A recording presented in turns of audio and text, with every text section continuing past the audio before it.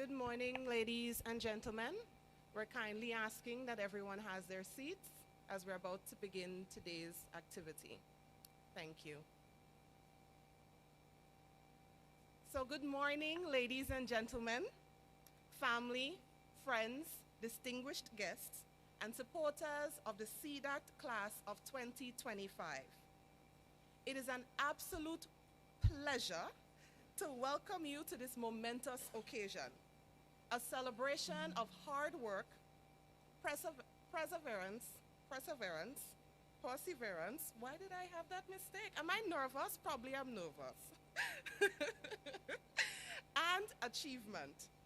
Today, we honor individuals who dared to dream, who committed themselves to growth, and who have reached such a momentous milestone. I am Antonia Coutain, and alongside me is Mr. Donnie Caliste. Together, we have the honor of being your masters of ceremony for today's event.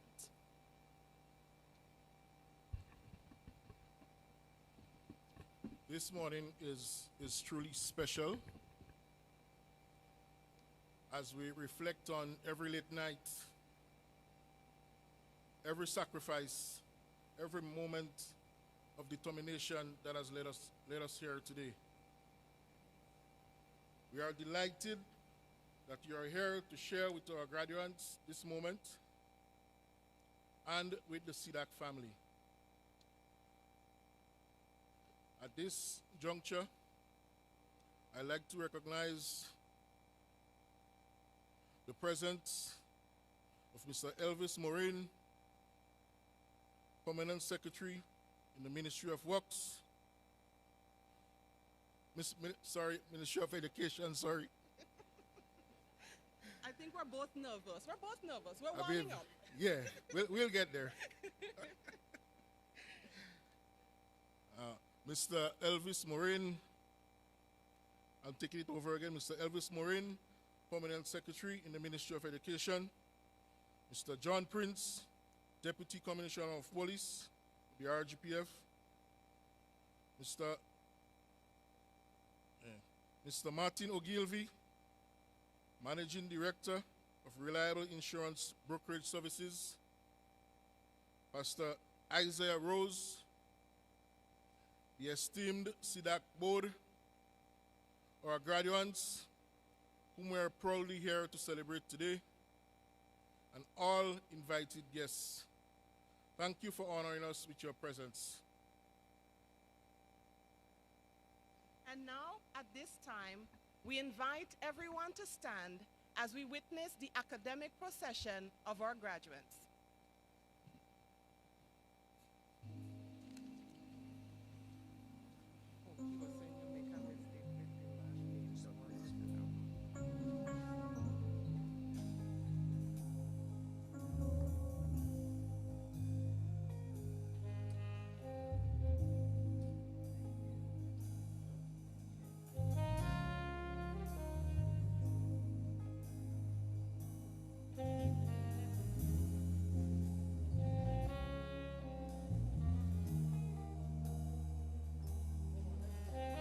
A warm, enthusiastic welcome.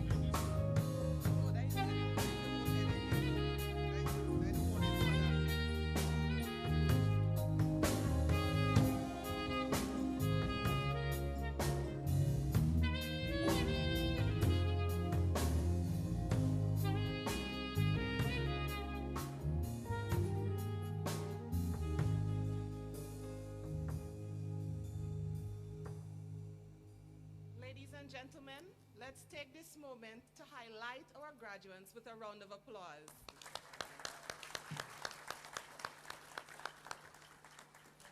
I now invite you to remain standing as we listen to the playing of the national anthem as done by Mr. Lyndon Langdon of the Royal Grenada Police Force.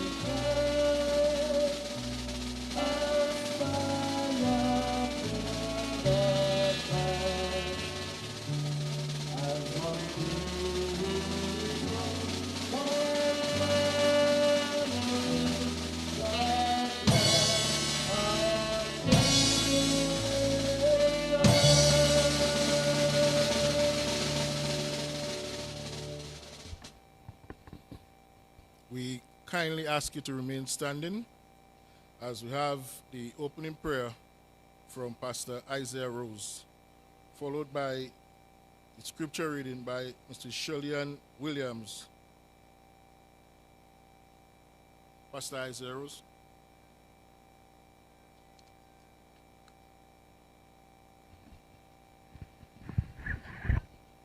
Good morning, everybody. I realize there's a lot of nervous spot here that gets people in trouble, so I'll stand over here. And it's Pastor Isaiah St. Rose. Thank you so much. Let us pray. Father in heaven, we give you thanks this morning for this wonderful occasion. Lord, we thank you for every guardian sitting or standing here, Lord, who have gone through this course.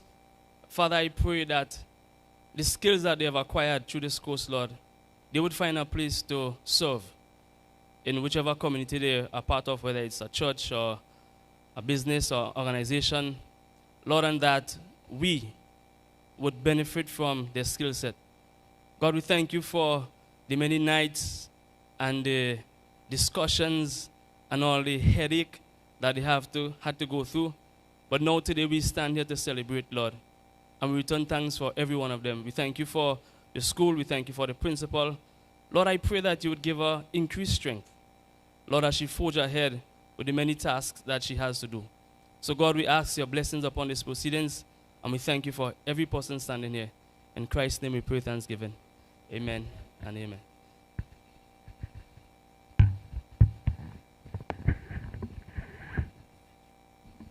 Thank you, Pastor St. Rose, for that prayer. Thank you for the correction. We now invite Miss Shirley Williams for today's scripture reading. I do hope we have it right this time too.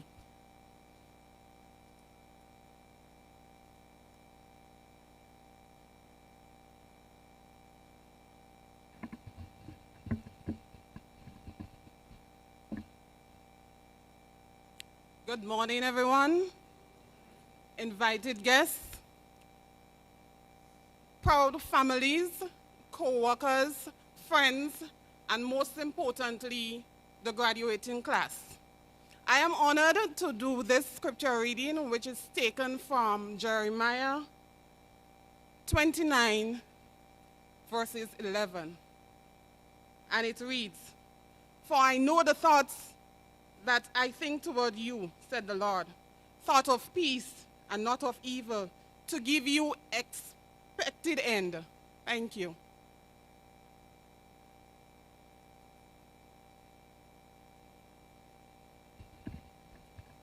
Amen, amen, amen. Now, ladies and gentlemen, I know we've been standing for quite some time and we're ready to have a seat, so I invite you to do so.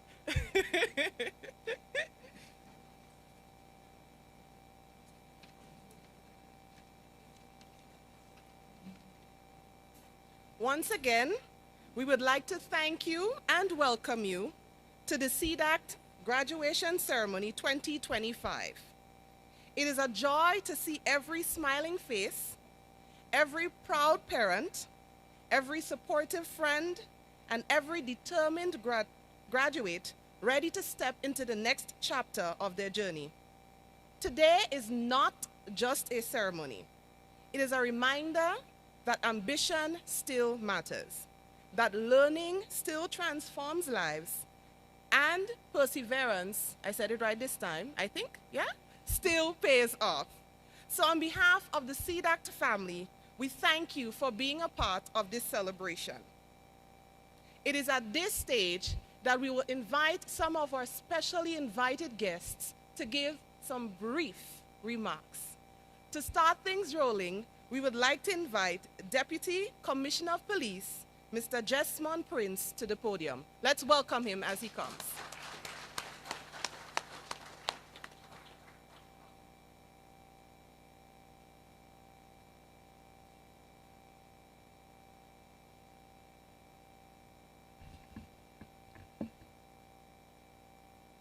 Senator the Honorable Andrew Lewis, Permanent Secretary, Mr. Elvis Moraine, Ms. Joan Gilbert,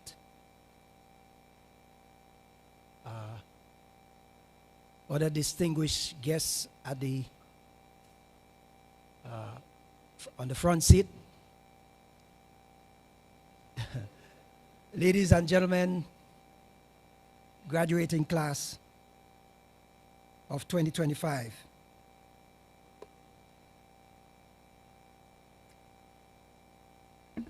I'm extremely grateful for the opportunity to speak to you just briefly on this very auspicious occasion for those of you who are graduating here today. I beg you your acceptance of me being a little bit biased this morning in my remarks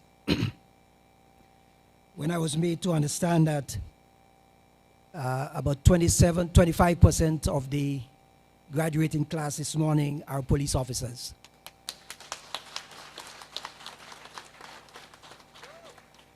I must say that I am deeply impressed and encouraged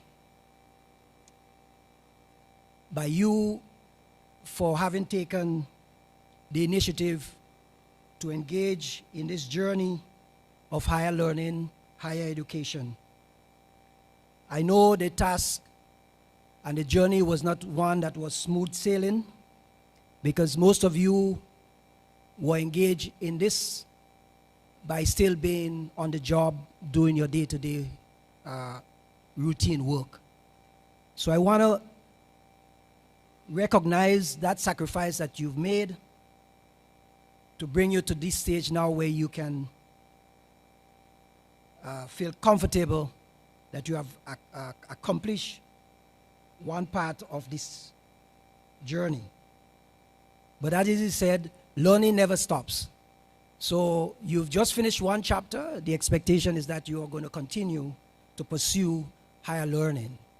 But I'm encouraged because you are not just here this morning because you get up and you feel like putting on some nice clothing on you to show your colleagues, you know, that you have something in the closet that you want to wear for the first time. But that it began with a desire to improve yourself. It started off with some way of you knowing that there is an opportunity for you to improve and to be different from where you are. You want to be in a position where you want to deliver better service. And so you decided that you wanted to be part of what was happening at CDACT. And I know that or I believe that you may have come to the knowledge of what is happening at CDACT from friends or family members who may have been through some process here or some program here and successfully graduate, and you may have heard of the successes in the workplace. So that sort of encourage you to become part of it as well. And so your decision was sort of cemented in the fact that you're going to complete this journey. You started and you're going to finish. And I know that throughout the journey, it was not easy. As I said, for those police officers who have to work, do the normal work and still study, I know it was a tough challenge for you. But also with that, there was commitment on your part, dedication to commit and to complete this exercise. So you are here today, not just only to show up and receive a certificate, but also to demonstrate that you are ready to take the next step forward. And I must say to you that after looking at your team, I believe that you are in the right place.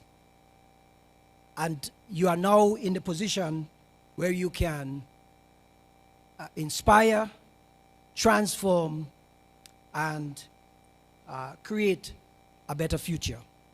But the question begs, how is transformation going to happen? How is creating a future going to happen? How are you going to inspire others based on now your new acquired educational skills? And I want to share with you a few of my thoughts. Because when looking at the team, it says, empowered to inspire, transform, and create a better future. And for those of you who are police officers, I think you would understand quite clearly that with that empowerment, it sort of relates to you as an officer have the power to do something. But what is complementary about your education is that it aligns with the power that you already have. Because I believe that power can be derived from two sources. One that is personal, and that is the charisma that individuals will just have as a natural ability to influence others. Whereas it can come from a position of power. So you have positional power as well as personal power. And as police officers, you might be able to associate with the position power. But oftentimes we fail when we only apply position power. And a lot of times, personal power comes with knowledge and experience. And so, now that you are more knowledgeable and experienced, the expectation is that now you're going to be able to use your position and your now acquired personal power to deliver better service to our nation. I want to also encourage you to use your newly acquired knowledge and skills to inspire others by sharing what you learn. Sharing what you learn to your subordinates and others in your sphere of influence, but do so without showing off. Because people respond to humility, not arrogance, and in some instances, showing off. Be an example. Lead by example. People are inspired less by words and more by how you act. Oftentimes, we are faced with situations where we speak and we expect people to carry out the action that we command or we direct. But if our body language and our attitude does not complement what we say, we sometimes get resistance. So lead by example. Speak less and act more so that you will create the curiosity in people towards you so that they can want to associate with you, to be influenced by you, or to be inspired by you. Teach or use every opportunity that you have to teach in small and natural ways. You don't always need a classroom, and that's for those of you who have to work with subordinate officers. Use whatever opportunity that you have to teach. You don't have to do it in a classroom. Something that is not understood by your subordinate, as the person that has the knowledge and understanding, take that time to teach that person. They're going to appreciate it, and they would be inspired by you. Use your education to help solve problems, real problems. Don't use your education as a show of accomplishment only. Of course, that will come in the right time. But more so, I believe that if we use our education to help solve problems, I believe the world will be a better place. And if you are empowered to create a better future, you have to start using your education to make that change. People admire those who apply the knowledge to help. Don't always think that because you have knowledge now, you should not be able, or you're not in a position to volunteer your service. You can still volunteer, you can still help, even while you have acquired new knowledge. You need to share your story also, because you are where you are now because you came from somewhere that perhaps if you had remained there, you would have never thought of being where you are now. So you need to tell people where you come from or where you came from. They would be able to associate with you and feel that they can get there too, where you are now. You need to tell people what motivates you. You need to tell people what challenges you overcome or you overcame to be where you are now, and why education matters to you. I have heard of many stories of households whose parents never been to a secondary school, and siblings have never had the opportunity to study anywhere. However, somewhere in the middle, one of them had the opportunity and moved forward and acquire great education. And the pride that comes with that, when you tell your story, other persons who are in the same position can associate and feel encouraged, inspired to follow your footsteps. Encourage others instead of judging them. You're going to work with a number of different people in your workplaces. Some will be slow in learning and picking up what you want to do. Don't judge them. Don't treat them with any less. But take the opportunity to walk them through the processes so that they too can learn and be inspired. There are many stories of persons who were slow in understanding certain things, and leaders will testify of the experience of taking that person on their wings and bringing them through and seeing them succeed at the end of the day. You have become, by doing that, you've become someone that person will emulate throughout the rest of their life. They would accredit their success to you for taking the time off to assist and help them.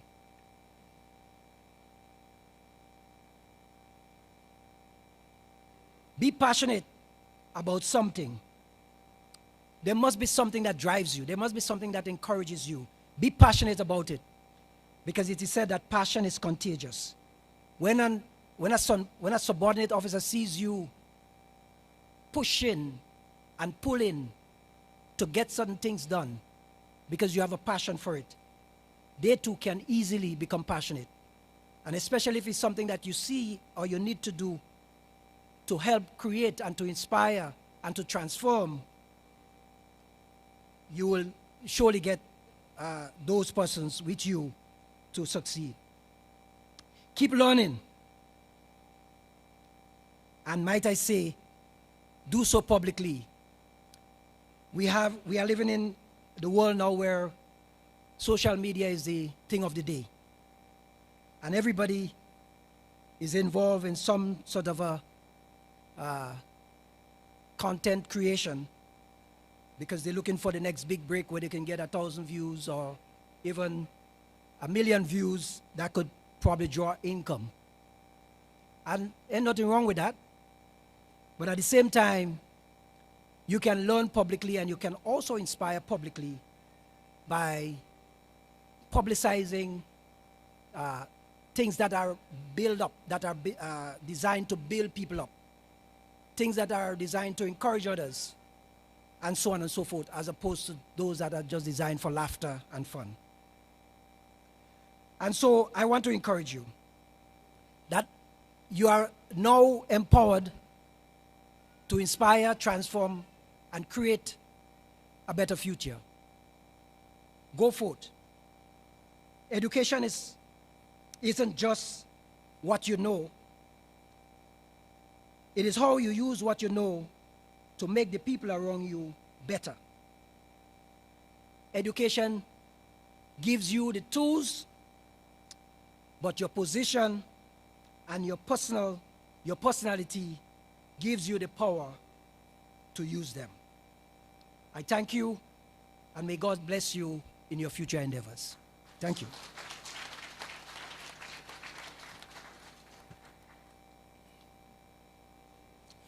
Thank you,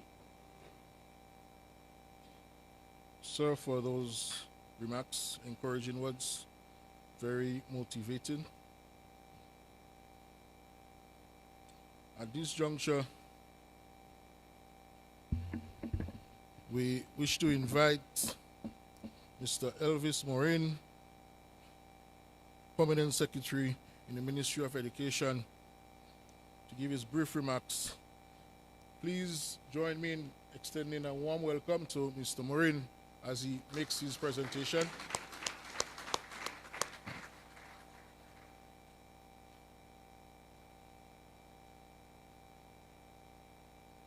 Thank you very much, Mr. Chair. I don't think I have permission to be nervous, so I would say good morning to everyone. A lot of families and friends, people that I've known, and my first task is to extend a hearty congratulations to all of you, adult learners. Put your hands together for yourself. It must be exciting time for you to accomplish. Some of you, I am certain, would have taken breaks for many years, and now you're back in the classroom doing something that maybe some of you never thought that you would have done. The important thing is this: the day you stop learning is the day you die. So you either try to learn, continue to learn, or you face the rot of not exposing yourself to new learning, skills, and knowledge. As a matter of fact, most of you, I am certain, you already have children. So if you cease to learn, they would run circle around you, including the technology. We have to learn that as well. But I'm happy to say this, that when I see a group of adults going forth, not just learning, because there's a difference, and I want to make that extension very early. There's a difference between certification and qualification. Yeah? So where you are here, I am certain that you are speaking relative to qualification. Certification is the ability to have something. Qualification is the ability to do. No one is going to hire someone on the job and spend monies to teach you to learn the job. This calls for us to look at the education system in a very radical way as to how we intend to take people forward. So competency-based learning is something that we promote, is the way to go, because it is very advantageous for the employer, the state, and for yourself. It allows you to forge upward mobility. And let me say to you something here. And listen to the speaker before me, Mr. Prince, talk about you being humble. But also know something. That in any job environment you find yourself, there is no need to hold what you have learned and not share. Because the best way to learn is to share what you have learned. Because you can't share what you don't know. So to build that competence, you must be able to share. And have to realize that you don't have to box yourself into where you are now. So many times people fail to share things because you feel that you should be the next best thing since sliced bread. So you should be the next person to get that position. And sometimes we pray for things, but there might be other openings. So you share. And those of you in leadership position, we have a cost that we need to break. And that cost says that, okay, you know, we like to say this. Oh, you see, I ain't there and nothing happening. Joke you're making. It means that you have failed as a leader. Because as a leader, your strength is measured in your absence. What happens when you're not there? So I'm saying to you, you have a little tool now for you to show what you're worth to go forward. Yes, you did some competency-based training. Is as the police officer will tell you, when you get a driver's license, it's permission for you to learn to drive. So now you go out there forging for yourselves. And I must say to you, do not stop there. Hopefully next year, we are going to do our alignment of the qualification framework, meaning therefore there will be no distinction between skills and academic. So when we do this, it means therefore that you are, any employer will now say, okay, we accept level 4, level 5, what have you. The last point I want to make is this. The certificate you get today, and thanks to Ms. Gilbert and the team, but it was pleasing for me to preside over this. When one of your colleagues who have graduated, Ms. Mary Telesford, I think it was the first person I have to deal with that, apply for a scholarship. And then SGU accept the level 4 as a matriculation. And matriculation into, that is a master's degree program. So we are ensuring that other institutions will also take on this approach. But I am saying to you quietly, do not stop there. You now have wings to fly.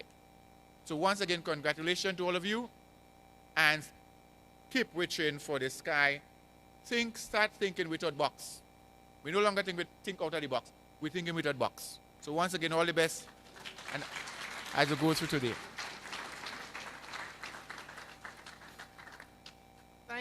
Thank you so much, Mr. Maureen. I feel pumped to not only further my education, but to also share the information that I have to impact others. Knowledge should not be kept. If anything, if we don't leave with anything here today, we should leave with that point. Knowledge should not be kept.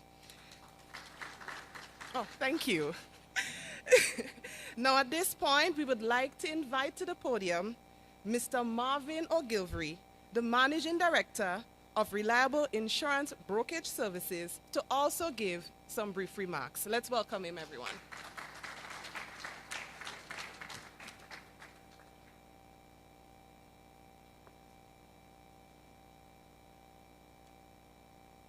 Senator Andre Lewis, Deputy Commissioner of Police, Mr. Jesmond Prince, Mr. Elvis Moraine, Chief Education Officer, Mr. Pastor St. Rose, Ms. Joan Gilbert, members of the CDACT management team, other invited guests, friends and family, and most importantly, graduates. Good morning.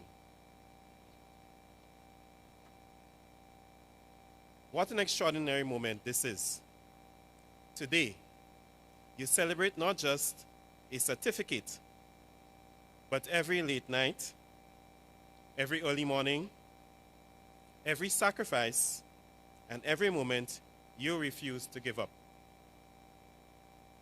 As an entrepreneur, I'm incredibly proud of what you have accomplished. In entrepreneurship, we learn that success is not about where you start. It's about the strength of your mindset.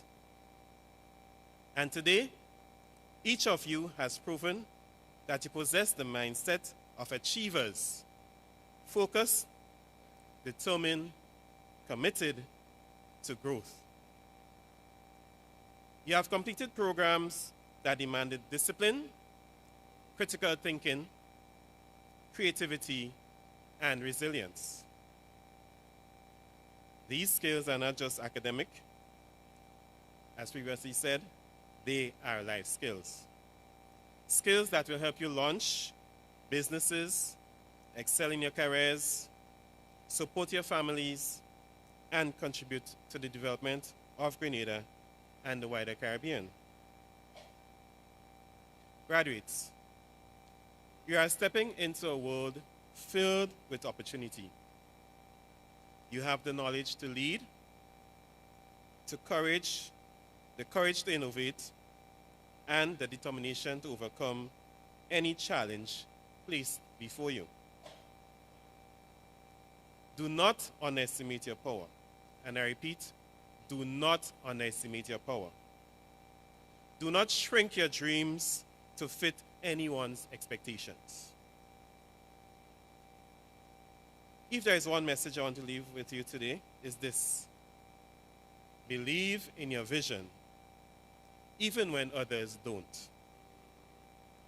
Your dreams are placed in your heart for a reason. Protect them, pursue them, and build boldly, knowing that every step forward brings you closer to your purpose. Success will require patience, it will require perseverance, persistence, but you already have what it takes. You have proven that by being here today. So go forward with confidence, step boldly into your future, and remember that CDACT stands with you, cheering you on as you rise, grow, and create the life you are meant to live. Congratulations, graduates. May your future be filled with courage, opportunity, and unstoppable success. Thank you.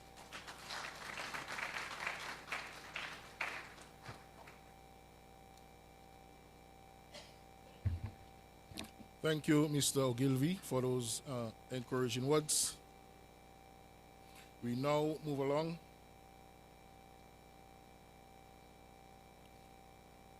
We wish to call on Ms. Letitia Boyd, General Manager of NEXA Credit Union. NEXA is the organization that stood with CDACT from the very beginning. The support and investment helped shape the institution into the reality we honor this morning. Kindly help me welcome Mrs. Letitia Boyd to the podium for brief remarks.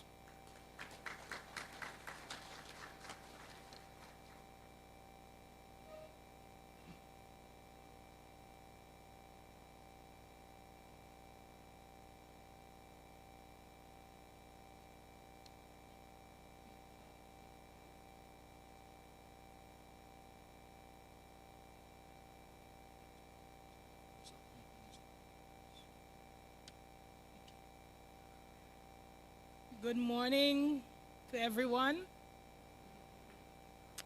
Good morning to Mr.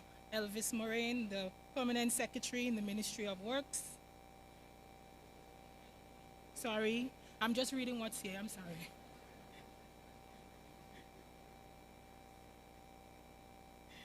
Education, Mr. John Prince, the Deputy Commissioner of Police, Mr. Marvin Ogilvy, Managing Director of Reliable Insurance Brokerage Services, Pastor Isaiah Rose, Mr. Jomi Thomas, Managing Director of Nirvana Health and Wellness, the esteemed CDACT board members, and special recognition of Mrs. Gilbert. I think we need to give her a round of applause.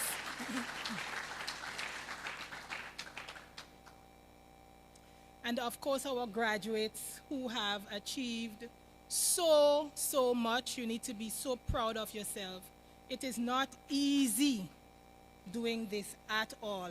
Those of us who have achieved academic success or any success at all, we know that it is not easy. It might look pretty from the outside, but the sleepless nights, the hard work, the reports, right? The group work, and I don't know anybody who like group work, because I don't like group work. Because when group work, you have the good, the bad, the ugly, the indifferent, and the lazy, right? And all of the research and everything that you had to push through. And then, of course, the financial investment as well. So I know that it is not an easy task. I will be very brief this morning, because I don't like long talk. But I just want to say that on behalf of Nexa Credit Union, we are so proud to see the work and the impact that CDACT has had on the lives of Grenadians. And again, let's give them a round of applause. Something that starts as an idea, blossomed, was planted, was watered, and we are seeing the fruits of the labor of Mrs. Gilbert. And you will hear me calling her name a couple times, right? Because every business idea starts with an entrepreneur, right? Now, for those in business and those in economics and so, you learn about the factors of production. And they tell you, land, labor, capital, the entrepreneur. But I digress that without the entrepreneur, none of it makes sense. Without the person to have the passion, the idea, the stick-to-itiveness to do the work. Mrs. Gilbert, you see, these are your fruits from your idea. And then to go further than that, because we can have ideas, right? Right? Growing up, my father had an idea every Monday morning. And I'm like, oh Lord. But beyond the idea, now you need the resources to push that idea through, right? And as our speaker said, Nexa, then GUT, stood with Mrs. Gilbert when she had the idea for this. And at the time, there wasn't anything like this, right? So, of course, to the ordinary person, it ain't sung and right. Because, sometimes when we do not see something in existence, for us, it seems impossible, right? And that is why I really believe in inclusion, because for little young boys and little young girls, sometimes they cannot see where they can be unless there's someone paving the road ahead. They can't imagine it, right? And she started small, and of course, grew and grew and grew.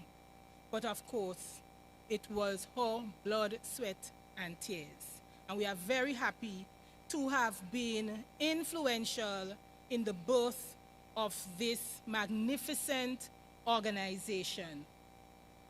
Now, Nexa was started by teachers. Nexa, now, GUT, then. And of course, because it was started by teachers, of course, education was one of the strong pillars. And I see a few teachers in here, right?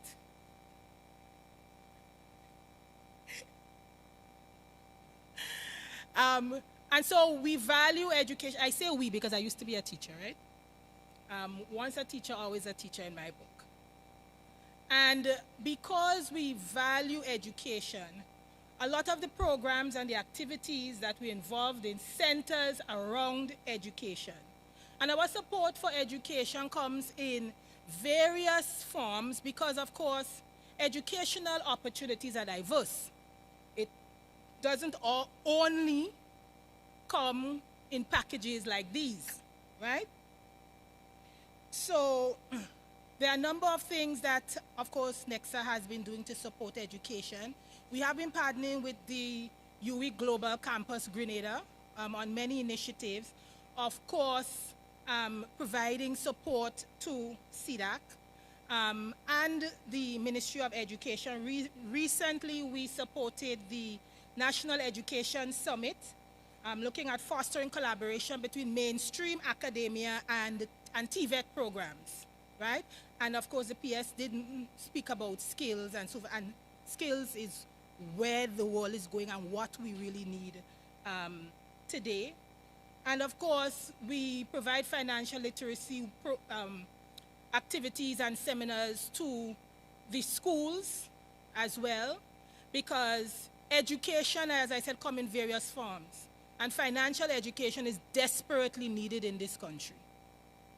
Because we see, even in our daily operations, money is not the problem. It's the managing of the money. That is the problem, right?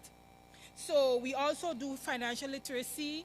We support the schools in other ways as well financially. We give grants for CPEA to our members. So if you are an NEXA member and your child is in grade 6 and getting ready to do the CPEA, next year, when we put out our notice, do the application and get your CPEA grant for your child. We also offer TAMCC grants for those who are going into year 1. Prior to the government paying the tuition, we gave a tuition grant. However, now that it is paid, we have not waived that support. Now we put that same money into helping students with other expenses like transportation and books and things like that. And this is open to anybody, a member or non-member, anyone can apply. So again, next year, keep your eyes open for when the notices go out for persons with that grant. And then we offer educational loans for persons, of course, who want to go on to tertiary education and so forth. The PS spoke about Ms. Telesford going on to her master's. So some of you in here who may want to go on for further education and so, you can come to NEXA for your educational loan, right? I want to end here just with a reminder, don't stop learning. Learning is not just an official academic exercise, right? Learning is all the time.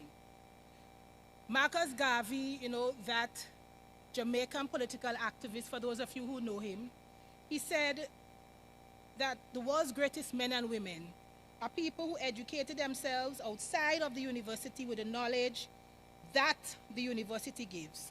You must never stop reading. I know some persons, once they would have achieved their academic goals, that's it. I'm done, right? I ain't opening a book again. That was too much work. That's it. We have to be lifelong students and students of diverse information, not just knowing one thing. We have to be hungry and crave knowledge, right? Just last week I was in Dominica, and at the airport coming back in departure, they have a little, not anything big, but a little store, and so, and I went in there and actually bought some books that, you know, just stood out to me that I have to read and learn something from it. I say this to say, right? If you keep yourself open to learning, you would get some opportunities in places and spaces that you may not have expected. And just be open to it and embrace it. So congratulations to the CDACT 2025 class. We are so proud of you. The families at the back who are sitting there supporting you, I'm sure they are proud of you. And I know that you are grateful for their support. And hopefully your achievement will inspire others in your family to achieve as well. Because for some of us, we may be the first one in our families to do this. And then your brothers, your sisters, your cousins, and so now can see that it can be achieved because they have seen you do it and now they know it is possible. So congratulations, everyone, and thank you so much.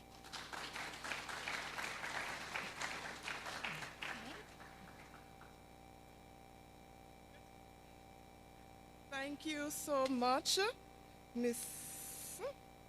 Boyd, for your remarks. We can honestly tell that you were a teacher in your previous days because I'm sure everyone here learned something. And one thing that I did learn is that Nexa Credit Union makes dreams come true. And speaking about dreams, we're going to call to the podium a young lady who started off this process with a dream that manifested into today's event. Let's welcome together Ms. Joan Gilbert.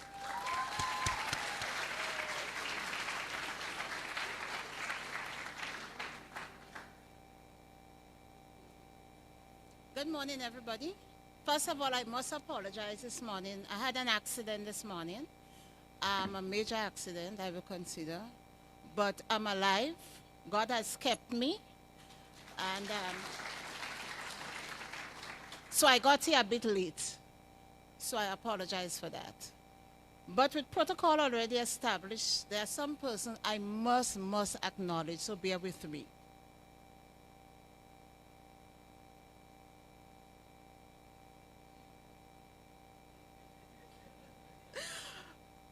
Mr. Elvis Moraine, Permanent Secretary in the Ministry of Education, not construction, education.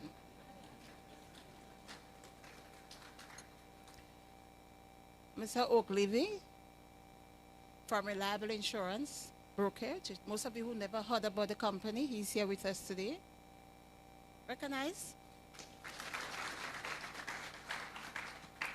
I want to recognize our chairman at CDACT, Mr. Ander. Mr. Ander? Mr. Ander, very good at IT. Just tell him a problem and he finds solution. I don't know how he does that. Ms. Ruffin.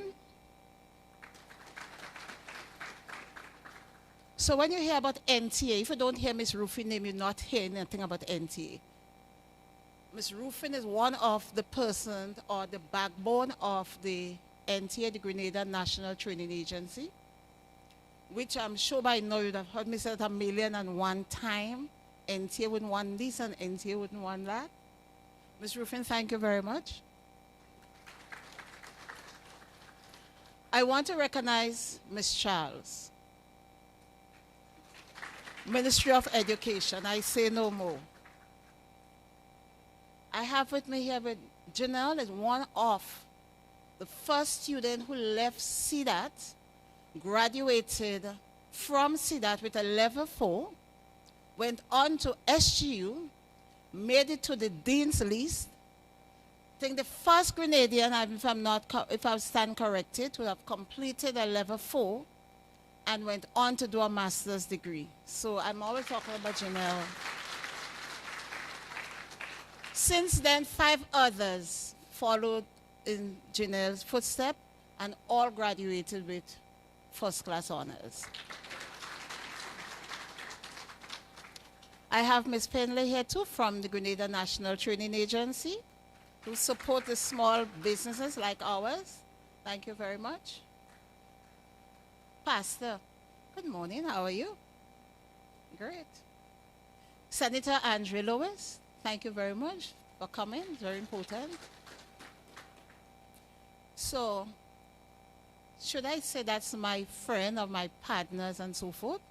The RGP, the Royal Grenada Police Force. Hello, if you're not aware, we have real police officers all over the place. real police officers in all our classes. And I keep saying to them, listen, remember, you have to excel. Because at the end of the day, when your name goes to the commissioner, you want to make sure that you're proper in terms of your grades and so forth. And honestly, they have done really, really well.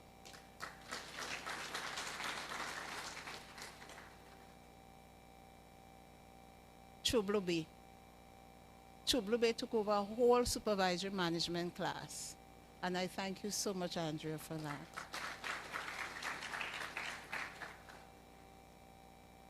For years, for months and almost a year, I was traveling Manjulu route, always seeing this young man, always stopping to ask him if he wants to go get a job, to go to work and so forth. And I never knew. I always say God always have things in plan for us that we don't know about. So, Mr. Hagley, every morning we come down, we chat. But then when I realized I wanted to exceed that to a higher level, that's the person I have to go to. Mr. Hagley from the Grenada National Accreditation Board. And thank you so much for your support. My dear friend, you have been with us forever, Mr. Thomas. Thank you very much. You're now part of CDACT family. Thank you very much. I think I recognize all the person.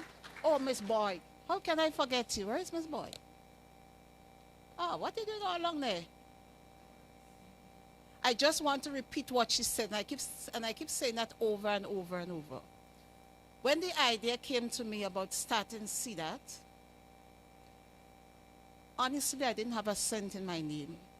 But what I had was a document from the government of Grenada saying they owe me thousands of dollars. So I went to the credit union and said, listen, I want to open a business. This is what I want to do. I want to have a school because I love teaching. I mean to say, for those of you who are not aware, I taught at the UE Open Campus for 12 years. 12 years until I decided I want to do my own thing. So I went to Nexa, and Nexa worked with me, and that's where I am today. So I always tell my staff, whenever you get big contracts, you must know where the money going to. And my philosophy, people who stuck with me through thick and thin, when the sun starts to rise, they should be there with me side by side.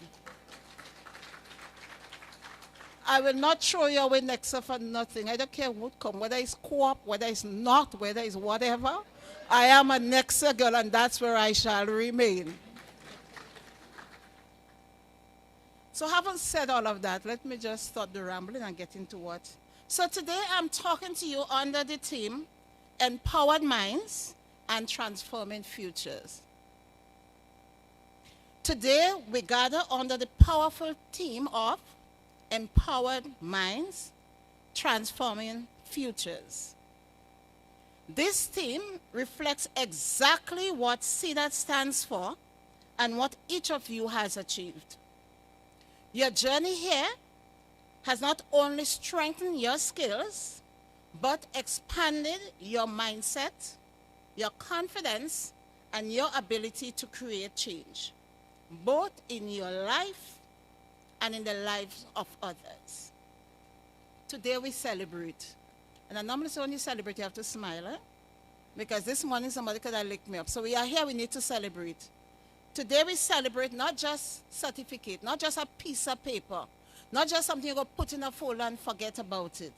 But we celebrate today your dedication, your resilience, and commitment to personal and professional growth. And I'm telling you, sometimes at 12 o'clock, 11 o'clock, my phone will ping, Miss Gilbert, Miss Gilbert, Miss Gilbert, I want to drop off. Miss Gilbert, I've had it. But at the end of the day, as I always say to all my students, you cannot start a journey and stop midway. Whatever you start, you must finish. So to our graduates, I say congratulations. You showed up. You worked hard and stayed committed through every challenge. You have proven when the mind is empowered, the future becomes unlimited. Hold on to that truth. Use it as motivation as you step into new roles, new opportunities and new chapters in your life. I extend my heartfelt gratitude to our dedicated facilitators and assessors, to our board of directors led by Mr. Ander, and the entire CDACT team. But I must mention somebody very special to me at CDACT, which is Nadia. Nadia? Nadi? Nadi shy still. You are sincerely commended for your consistent going beyond and above the call of duty. And I'm sure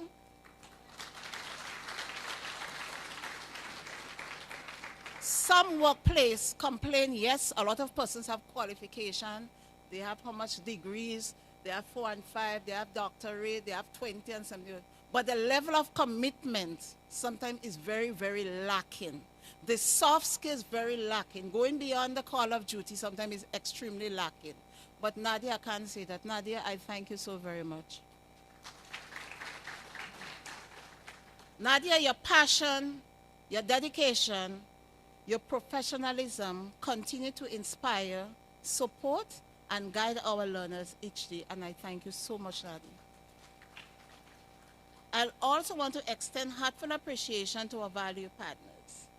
The Ministry of Education, the Grenada National Training Agency, but I think we should give a round of applause, eh? The Ministry of Education, the Grenada National Training Agency, the University of the Commonwealth, the Grenada National Accreditation Board, the RGPF. The RGPF, let me hear you. Good. Your unwavering support has been instrumental in guiding CDACT on its continuous journey towards excellence. And did I say the Grenada National Accreditation Board? So I speak about the Grenada National Accreditation Board. And as a small institution, I'm proud to say we are working with the Grenada National Accreditation Board to come something like an SU to be accredited. It's a very long and tedious process, but we believe with the guidance from the Grenada National Accreditation Board, we will be able to achieve that. Maybe not now, but at some stage. So thank you. Again, a special thank you to Mr. Morin. Don't mind me if I keep calling Mr. Morin. Mr. Morin has a vision for vocational qualification. You heard him this morning, right? You heard his utterance. And he means everybody there. Each conversation you get Mr. Morin, he will emphasize the importance of vocational skill. And that's what we're all about. It's not just having certificate, but the skill, because that's where the world is going to, huh? They don't want people with a whole 20 and everybody come and say, oh, I have a doctorate, and they cannot figure out if the name spelled the opposite way. We want people with skill. Like our graduates from CDACT, skill. So Mr. Morin, your vision for vocational qualification and steadfast belief in CDACT have propelled our growth and advancement, because we don't want to fail you. Because we don't want to fail you, Mr. Morin, I keep saying, Nadia, this is how we have to do. Mr. Chair, this is what we're doing. This is how we'll do it. The chair will say, okay, this is what we're doing. Because we really want to continue on a path of excellence. We acknowledge Ms. Tajay from the Corporate Office of UCC and her team for their consistent support and collaboration. To the NTA team, remember, without CDACT, without NTA, there's not CDACT, because CDACT must be audited. I'm sure you are not aware. Are you aware that we normally get audited? As an institution, I'm sure you're not aware. But for us to continue to be in operation, we must be audited. For those of you in the financial world, you say yearly audited. But for us as an organization, we must be audited by the Grenada National Training Agency. And don't think they are cookie easy to crumble, right? When Ms. Ruffin said, this is what you need, once I remember she told me, Ms. Gilbert, you need to do this. I say, hey, what is this now? But then when I look at it, and I've been through all these seminars, I realize sometimes when people correct you, don't take it the wrong way. look at the benefit, the long-term benefit. So NTA, you stand firm in my mind. So I really want to recognize the team. Miss Marlene Abraham Finlay is here. Miss Ruffin is here. Miss Janesta Charles is supposed to be here, but unfortunately she's not here. And the rest of the NTA team, I thank you for your guidance.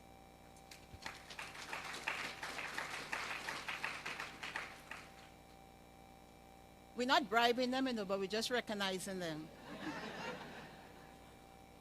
We want to give people their flowers when they're alive, and I want you to adopt that strategy for your personal life. You must give.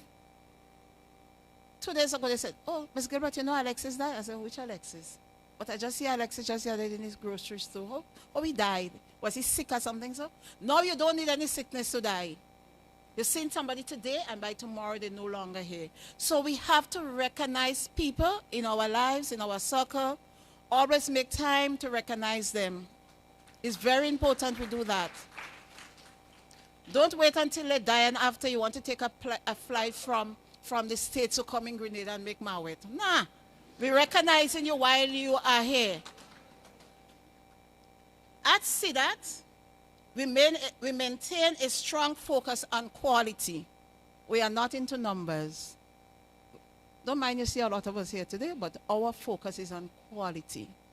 I prefer to have 5 good students than have 1,000,001 boasting have 1,000,001, and at the end of the day they cannot function. So we focus a lot on quality, ensuring every learner who passes through our doors is equipped to function effectively and confidently in the world of work. Mr. Hall, I'm seeing you. It is not by coincidence that our graduates continue to excel, many earning first-class degrees at university. Today, we proudly celebrate 5 students who have completed management level 4 and successfully matriculated into universities, not only in Grenada. I know we spoke about SU, but we had somebody gone to the States and we had somebody in Trinidad. So universities locally, regionally, and internationally. So if I speak to our graduates, they will tell you that just as well. Let's recognize them.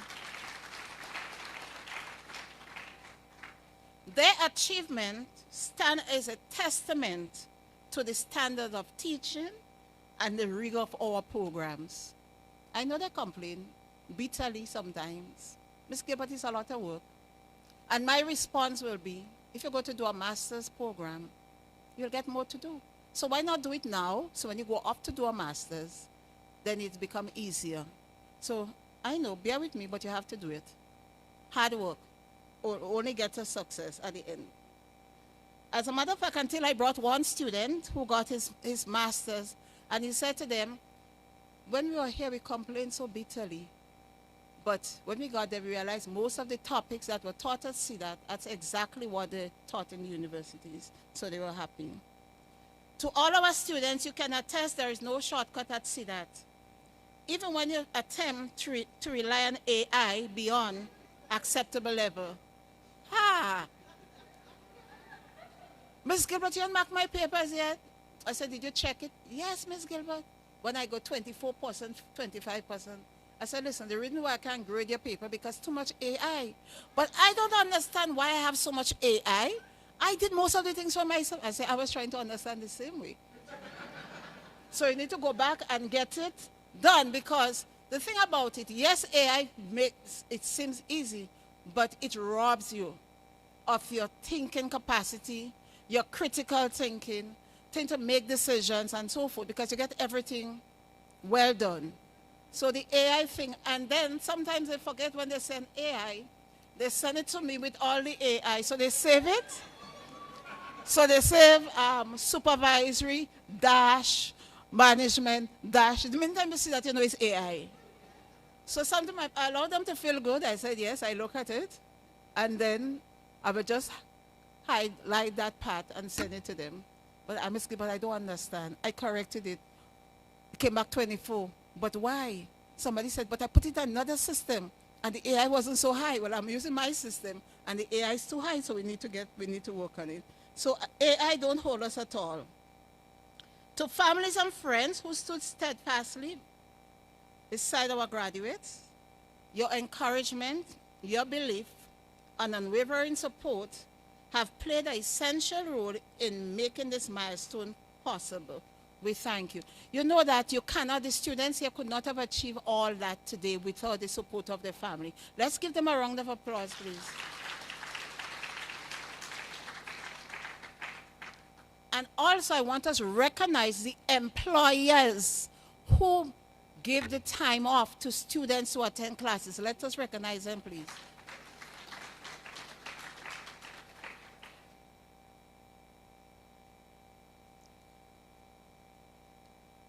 I think somebody made a point. Learning is not about having a whole set of qualifications, but your ability to pass on what you learn to others. That's what makes the difference. And not, I'm sure we said that a million times, leadership is leading by example. You cannot talk about you good leader, you finish a management course, and you're still hiding your work. And when you go on holidays, the whole organization must come to a standstill because you have all your work in a drawer. They have to call you on your cell phone. They have to text you. Hello, this is a new era. Leadership is about making sure you mentor the person and you delegate tasks. Don't keep everything. And besides, the rate of high blood pressure and heart attack is on the risk and on the height, so we know we need to pass on. Don't take on all the work. Sometimes I feel sorry for Mr. Hall, though. Mr. Hall, I part of the game? I don't know. So graduates, as you look ahead, remember that this is only the beginning. As I said, your certification is more than a piece of paper. It's a symbol of your courage, your growth, and your readiness to lead. Continue to be bold, continue to learn, and continue to transform every space you enter. And there are some persons who I will sadly miss at CDACT. Mr. Smith, Miss Gilbert, why are you parking with your tail in the road? Smith always looking out for me. Mr. Gilbert, somebody go bounce at your vehicle, water, but you understand? So I'll miss Smith. Frank, you see Antonia laughing? We'll miss you. We'll miss when we meet Nancy, Mr. Hall, and Smithy at the back there. Always like little chick mouth. Tick, tick, tick, tick, tick, tick. Not know what's going on. We'll miss you guys. And I will personally miss all of you. To all the girls like Andy and so forth in supervisory management class, we had real fun. And I'll miss you guys so much. But every good thing must come to an end. On behalf of CDACT, I am proud, but proud is an understatement of each of you and every one of you. Because you remember, some of you that were not doing well, and I'll be texting you and asking you why you're not coming to class. And say, well, and I'll be calling you and find out what is the story with you. And I will say to you, okay, do you want me to make some additional time? For those of you who know my students, and if you're passing at CDACT, I'm at CDACT Monday, Tuesday, Wednesday, Thursday, Friday, Saturday, Sunday. So what I will tell my students, whatever it takes for you to succeed, I'll make myself available.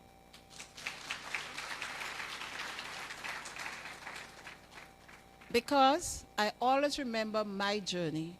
And those of you, I say to you 1,000,001 times, you're standing in front of you is a woman who never finished secondary school and who never gave up and who was just motivated by one person.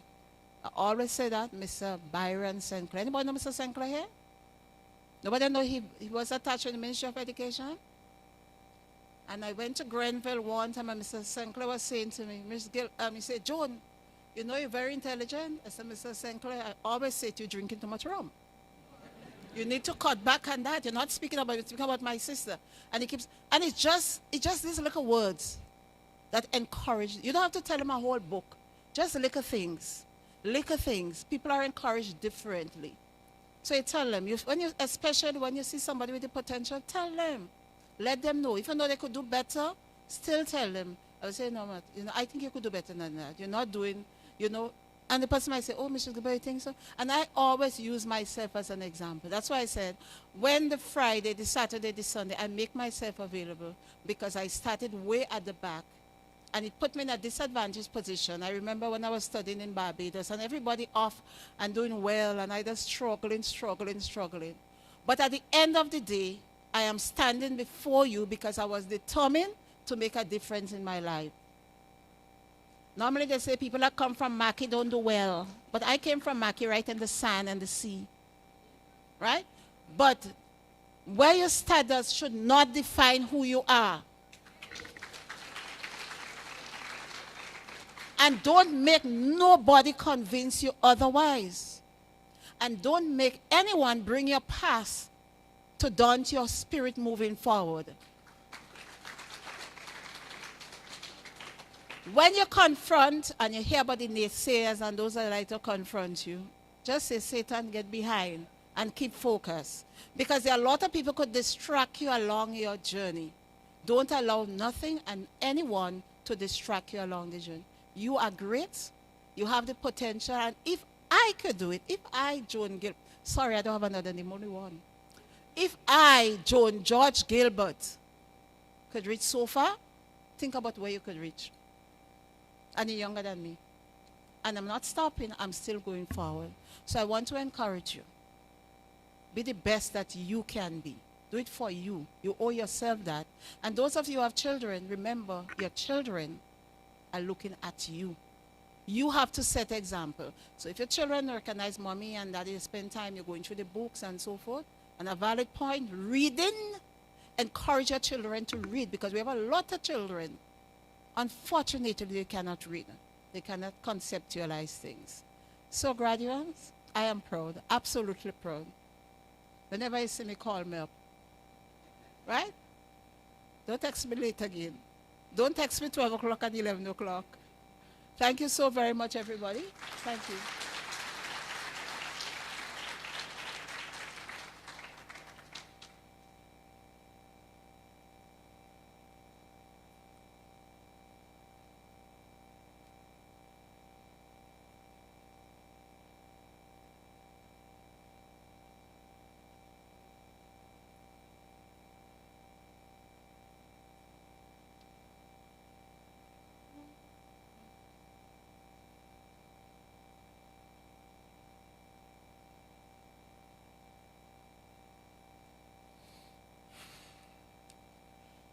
Thank you, Mrs. Gilbert. Miss Gilbert.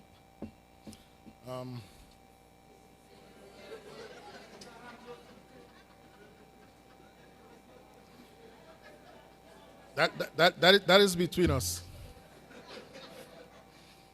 That is between us. I am not usually an expressive person. I don't speak much. And well, you can tell from your interaction with me so far this morning. But I want to use this opportunity to thank Ms. Gilbert for the impact she has had on my life. I met Ms. Gilbert way back in 2011 or 2013, I believe. That time was at UWI. And yes, Ms. Latouche, you're there, right? Yes. So, and from then on, she has always been a positive influence on my life. It wasn't just professional. When I have troubles, work-related, personal stuff, I can call and speak to her, and she would give me motherly advice. Big man as I am, Ms. Gilbert, thank you. I appreciate you. And believe what she said. About 90% of her students has and shared the same story as her. Coming from down there, looking to push up. And she's always there to support and to give help. And she has never hidden her story from anyone. From day one, she always shares it. From me, she told me about it. That's why we have this kind of... So, Ms. Gilbert, again, thank you. Moving on with the program, we have a little bit of entertainment from Corporal Lyndon Langdon. He would grace us with his skill, the best in the island. The best in the island. The best in the island. Corporal Langdon, you have the floor.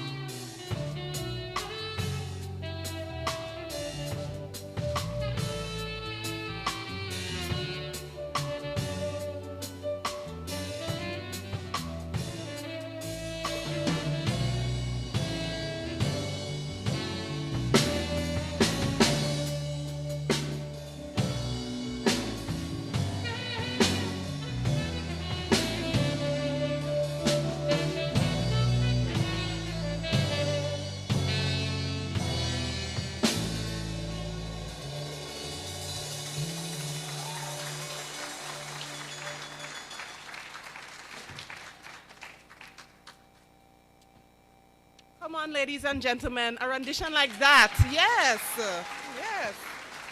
Oh. I always love to hear Corporal Langdon play. He knows my nickname for him is the blower because you have to have real long capacity to blow an instrument like that. Now, ladies and gentlemen, it is my honor this morning, yes, it is still morning, to present the professional profile of an individual who exemplifies dedication, leadership, and excellence. Our featured speaker for today, Mr. Marvin Ogilvie, is the Managing Director of Reliable Insurance Brokerage Services. Mr. Ogilvie is known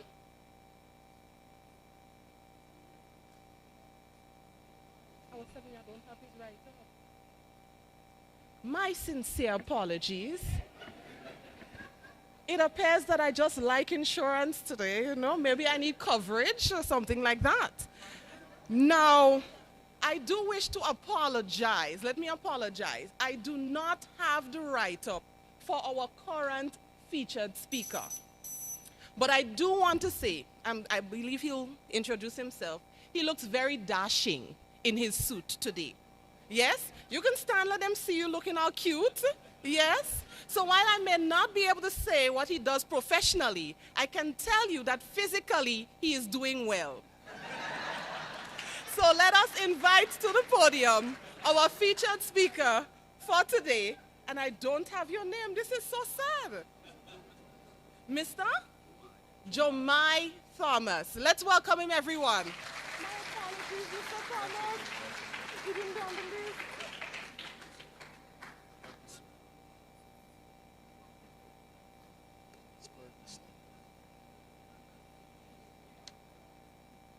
Such a good moderator she is, you know. You don't make them like that very often. I think that was well managed, you know, so kudos to you. So good morning to everyone.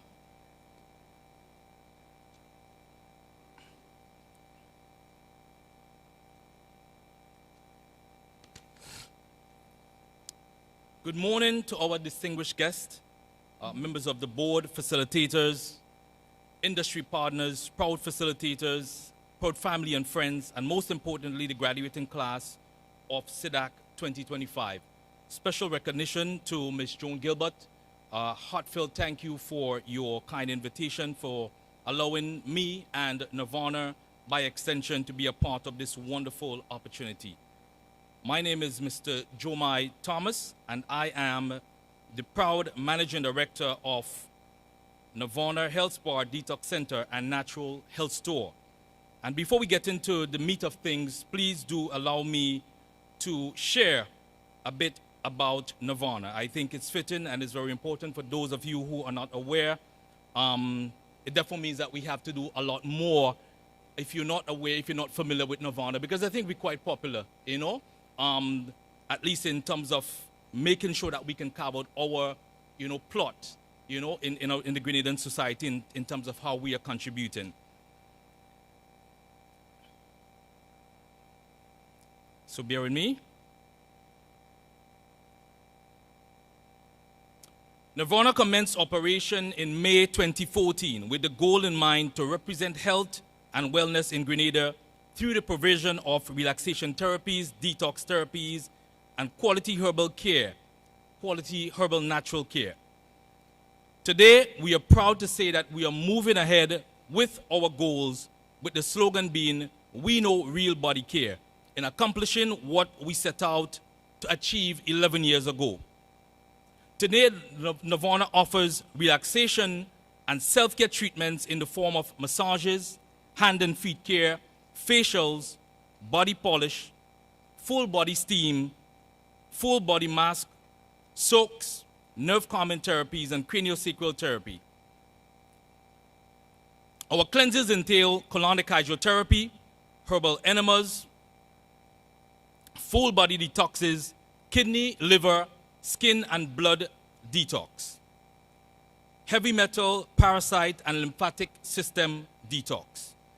We also offer a wide range of high-quality herbal supplements geared to cleanse and rejuvenate the body.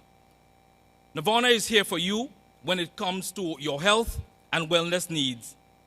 and we look forward to your continuous support as it being 100% homegrown Grenadian company.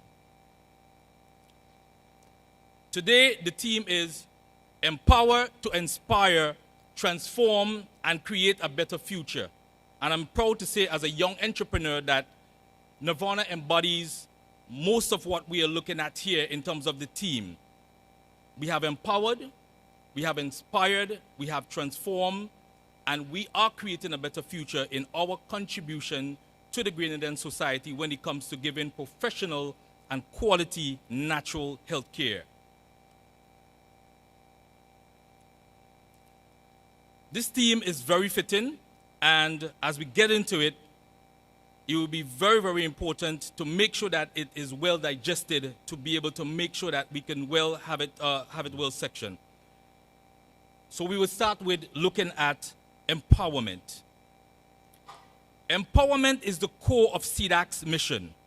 Whether you pursued studies in management, human resource development, administration assistance, paralegal studies, payroll, customer service, or any of our vocational and professional pathways, you have been given more than qualifications. You have been given competence, confidence, and the clarity to lead. Empowerment is not given, it is earned. You earned it through long nights of assessments, early morning studying, balancing work, family, and personal commitments, and still choosing to push forward. Your presence here today proves that you not only started, but you have stayed committed. For that, we applaud you. I would want to invite each and every one of you graduates to stand, because I know the journey was arduous, so we can all congratulate you. And it's good to take a look at yourself, because the journey was hard, as was mentioned. You have been relentless. There are times, as Ms. Gilbert would have mentioned, that there was the feeling as if you wanted to give up, but you are here. And I want each and every one of us to join me in applauding you as we congratulate you openly.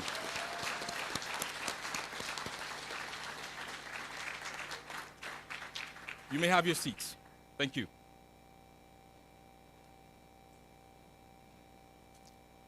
To inspire, every graduate now carries the responsibility to uplift others. Inspiration is not just found in grand speeches or public achievements. It is found in everyday actions.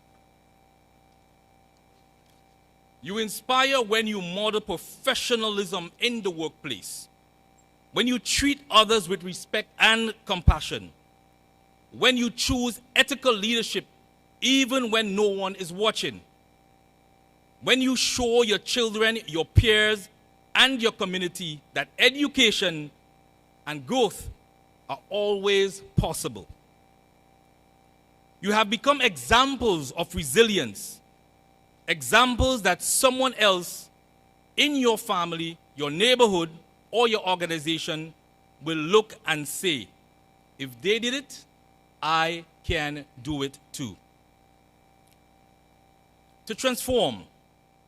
Transformation is at the heart of progress. You have transformed yourself, your knowledge, your confidence, and perhaps your entire outlook on life. But now the world needs you to go further. Grenada, Carriacou, and Petit Martinique are evolving industries, are changing. Technology is advancing, and organizations are demanding new skills, new leadership styles, and new ways of thinking. You are now equipped to transform your workplace into environments of excellence, teams into high-performing units, challenges into opportunities, ideas into motivation, services into experiences that exceed expectations. The future belongs to those who are willing to adapt, to innovate, and to lead with purpose. Today, the future belongs to you. The future also belongs to those who believe in the beauty of their dream, and by far, in whatever the section that you would have been in your application in CDACT. We're hoping that you are willing to dream and dream big and to be able to inspire under the embodiment of the team and to transform. In other words, as Mr. Maureen would have alluded, you have to be able to look to diversify your portfolio, and if you're a manager, you want to be able to look way beyond in terms of your scope and even in terms of your creative inertia, coming up with something tangible that you can contribute to the Grenadian society in the most positive and profound way. To create a better future, every graduate here has the power to shape the future, not only for yourselves, but for the wider society. A better future is built when leaders lead with integrity, professionals uphold standards of quality, communities support long life learning, individuals commit to continuous improvement.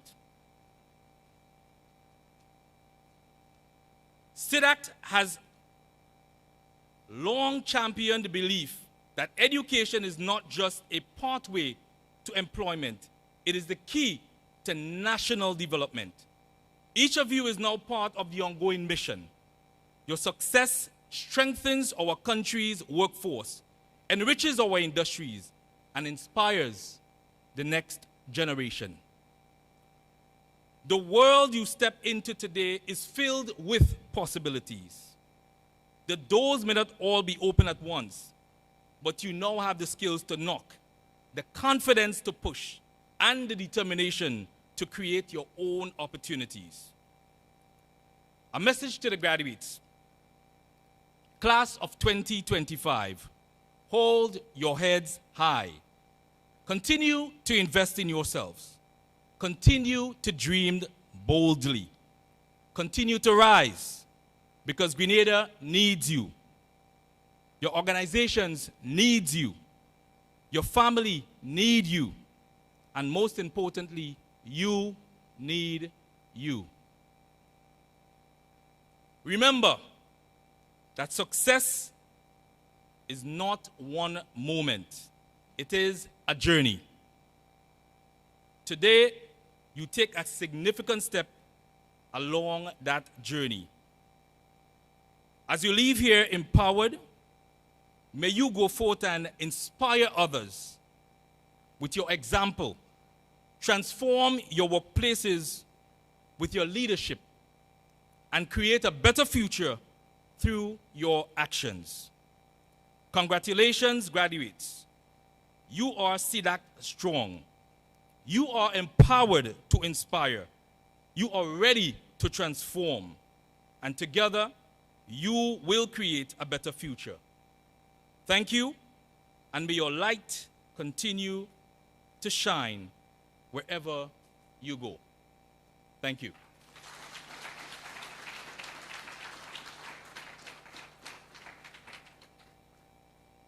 Thank you, Mr. Jumai Thomas, for your words of encouragement and motivation. We move into the award category as I await my co-host,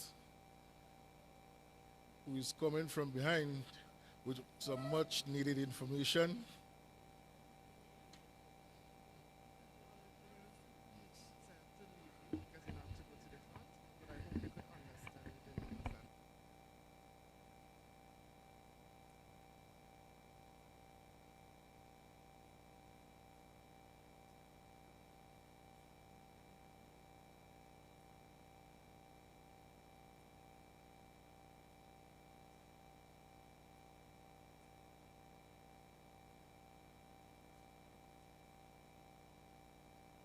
Back.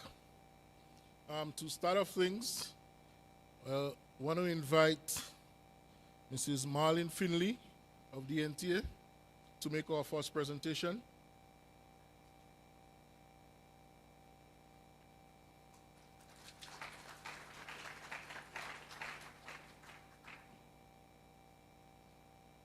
And Mrs. Finley will be presenting an award labeled Empowered Leadership and Continuous Development.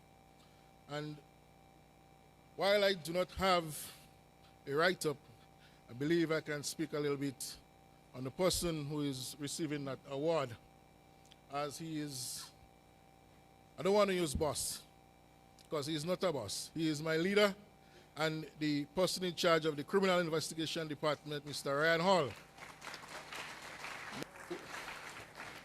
This gentleman, wherever he passes, things turn to gold, trees bloom, everything blossoms. He has that gift, he has that knack. Please welcome Mr. Ryan Hall. Empowered leadership and continuous development. That award is sponsored by Gravel and Concrete.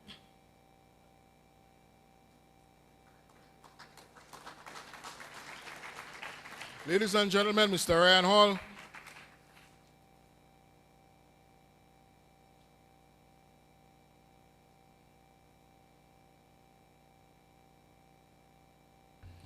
Just bear with us again, please.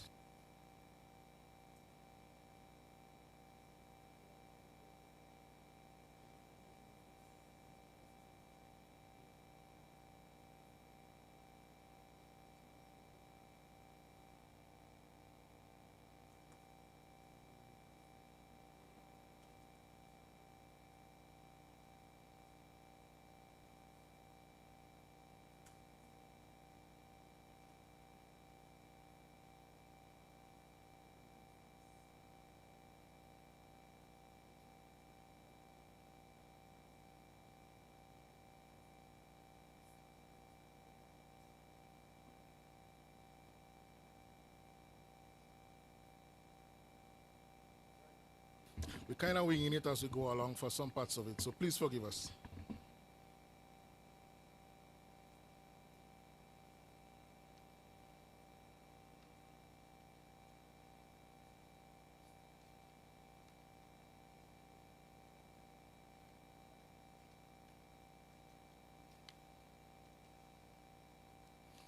Our second award goes out to the graduate for most supportive student. And this award is proudly presented to Simone Thomas Coffey in recognition of her exceptional dedication, unwavering support, and consistent willingness to uplift her peers. Throughout her journey at CDACT, Simone demonstrated outstanding teamwork, encouragement, and a genuine commitment to helping others succeed. Her positive spirit, reliability, and servant leadership approach reflect the true meaning of our graduating theme, Empowered Minds, Transforming Futures. Simone consistently exemplified compassion, collaboration, and excellence, making her an inspiration to her classmates and a valued member of the CDACT team. Please welcome Mrs. Simone Thomas Coffey. And we ask Mrs. Boyd from NEXA to present that award.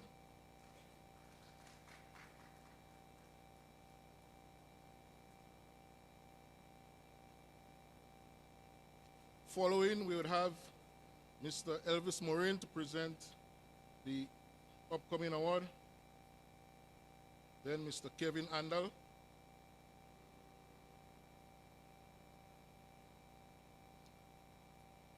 Ladies and gentlemen, Ms. Simone Thomas Coffey.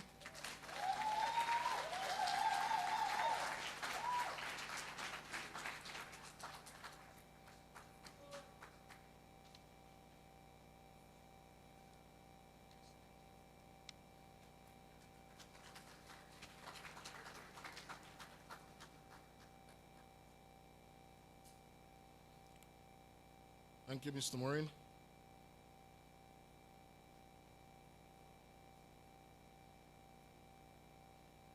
Excellence in TVET Quality Assurance Award. This award is proudly presented to Mrs. Frances Ruffin in recognition of her exceptional leadership, unwavering commitment, and outstanding contribution to ensuring CDACT's continued excellence in delivering TVET standards. Mrs. Ruffin consistently upholds the highest levels of quality, integrity, and compliance, strengthening our systems, safeguarding our standards, and advancing our mission of providing world-class vocational training. A dedication to continuous improvement, meticulous oversight, and steadfast support has been instrumental in elevating CDACT's quality assurance framework.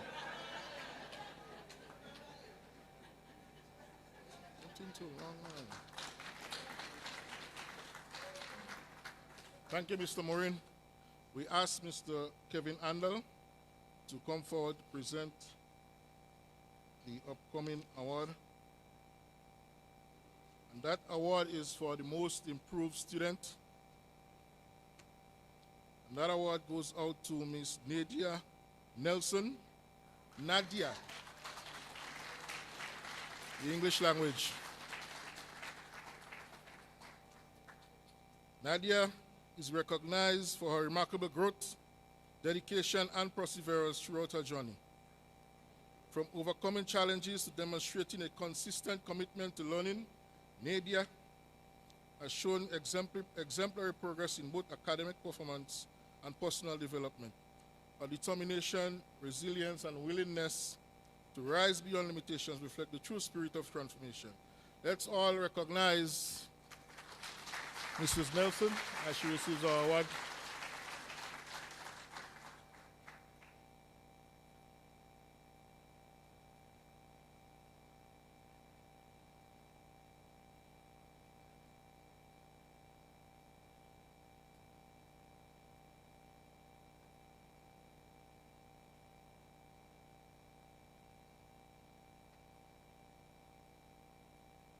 We now move into CDACT's Ambassador Awards, presented by Nirvana Health Spa. We wish to ask to the front Ms. Ashida Charles, M. from Ministry of Education, to present that award.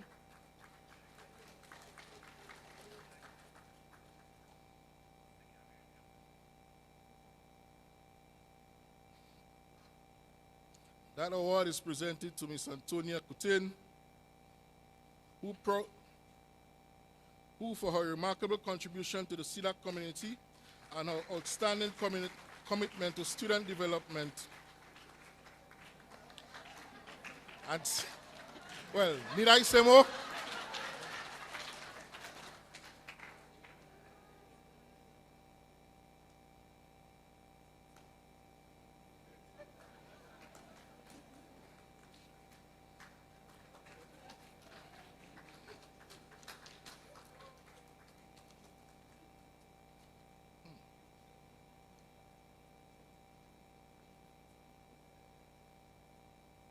Ask to the front Mr. Kevin Hagley to present the following award. Mr. Hagley is from the Grenada National Transport Accreditation Board, Mr. Kevin Hagley.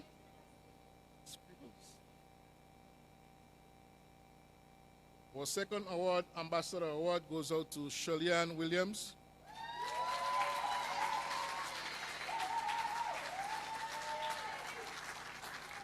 Shirley-Ann is being awarded for her unwavering support and steadfast commitment to representing CDACT with excellence. She consistently demonstrates responsibility, confidence, and a deep dedication to encouraging her colleagues in their continuous professional development.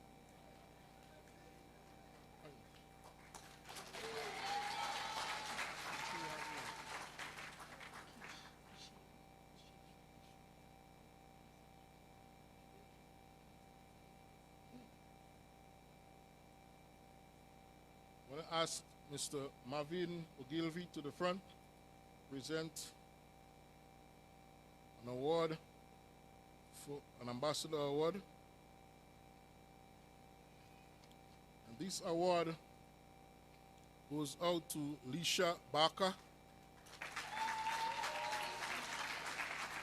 for outstanding contribution to CDACT. Lisha has consistently demonstrated professionalism, integrity, and a passion for uplifting others.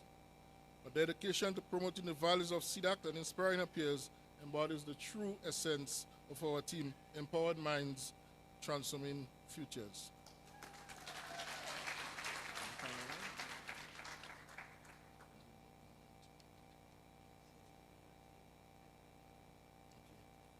And our final ambassador award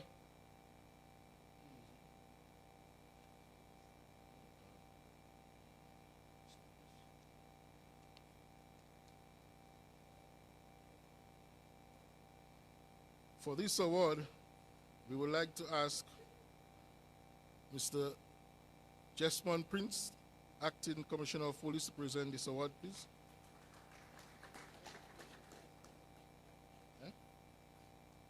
And that award goes out to Ms. Emiliana Bockmeyer Matthew.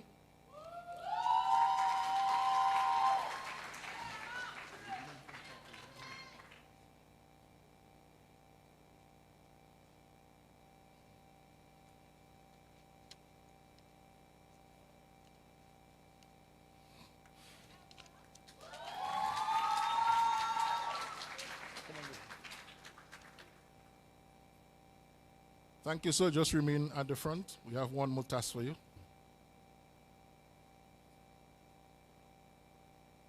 Ladies and gentlemen, boys and girls, I've been asked by my colleague here to allow you to get a little bit of a feminine voice now for this award. He thought that too much bass was being played throughout.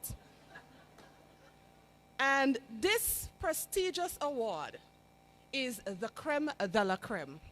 It's the one award that every student should be aspiring towards when they start their educational journey. It is not an achievement for the faint of heart.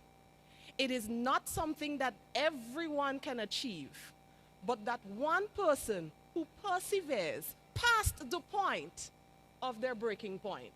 Yeah? Now, I won't say who it is yet. I want you to guess. Take a moment and scour the room. Do you think you can pinpoint who our valedictorian for the class of 2025 might be? Hey.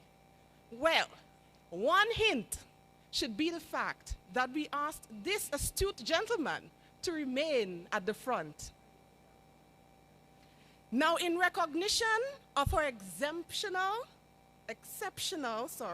academic performance, unwavering dedication, and outstanding commitment to excellence throughout the course of her study, another hint, it's a female. This young lady consistently demonstrated discipline, determination, and a genuine passion for learning. Her ability to balance responsibilities while maintaining high academic standards reflects her remarkable work ethic and strong leadership qualities. She has not only excelled individually, but has also inspired her peers through her humility, professionalism, and willingness to support. And for those of you who may have been in class with her, you know that once you're in a group with that individual, you're presenting first. This young lady embodies the spirit of our graduation theme, Empowered Minds, Transforming Futures. Her achievements stand as a powerful reminder that dedication creates limitless opportunities. CDACT proudly honors, a little drum roll please. They didn't ready. Let me do it again. CDACT proudly honors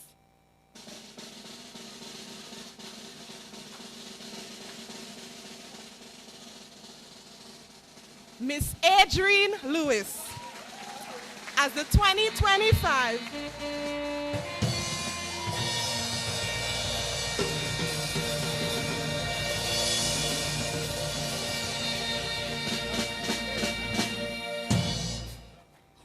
I get more than I expected there, boy. Huh.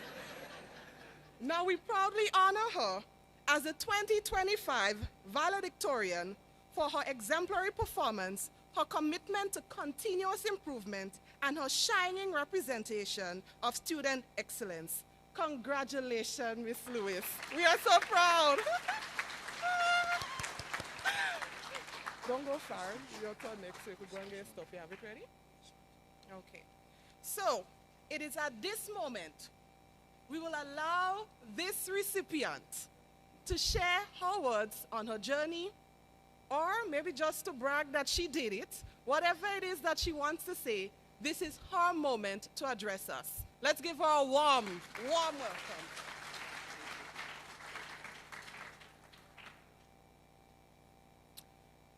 In the words of Ralph Waldo Emerson, the only person you are destined to become is the person you decide to be.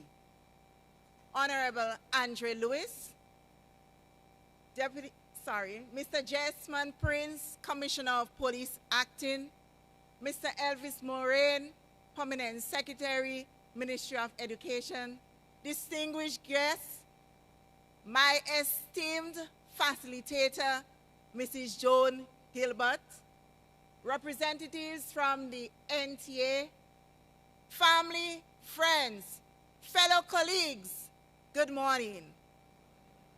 Look around this room. Every face here carries a story of struggle, sacrifice, strength, and survival.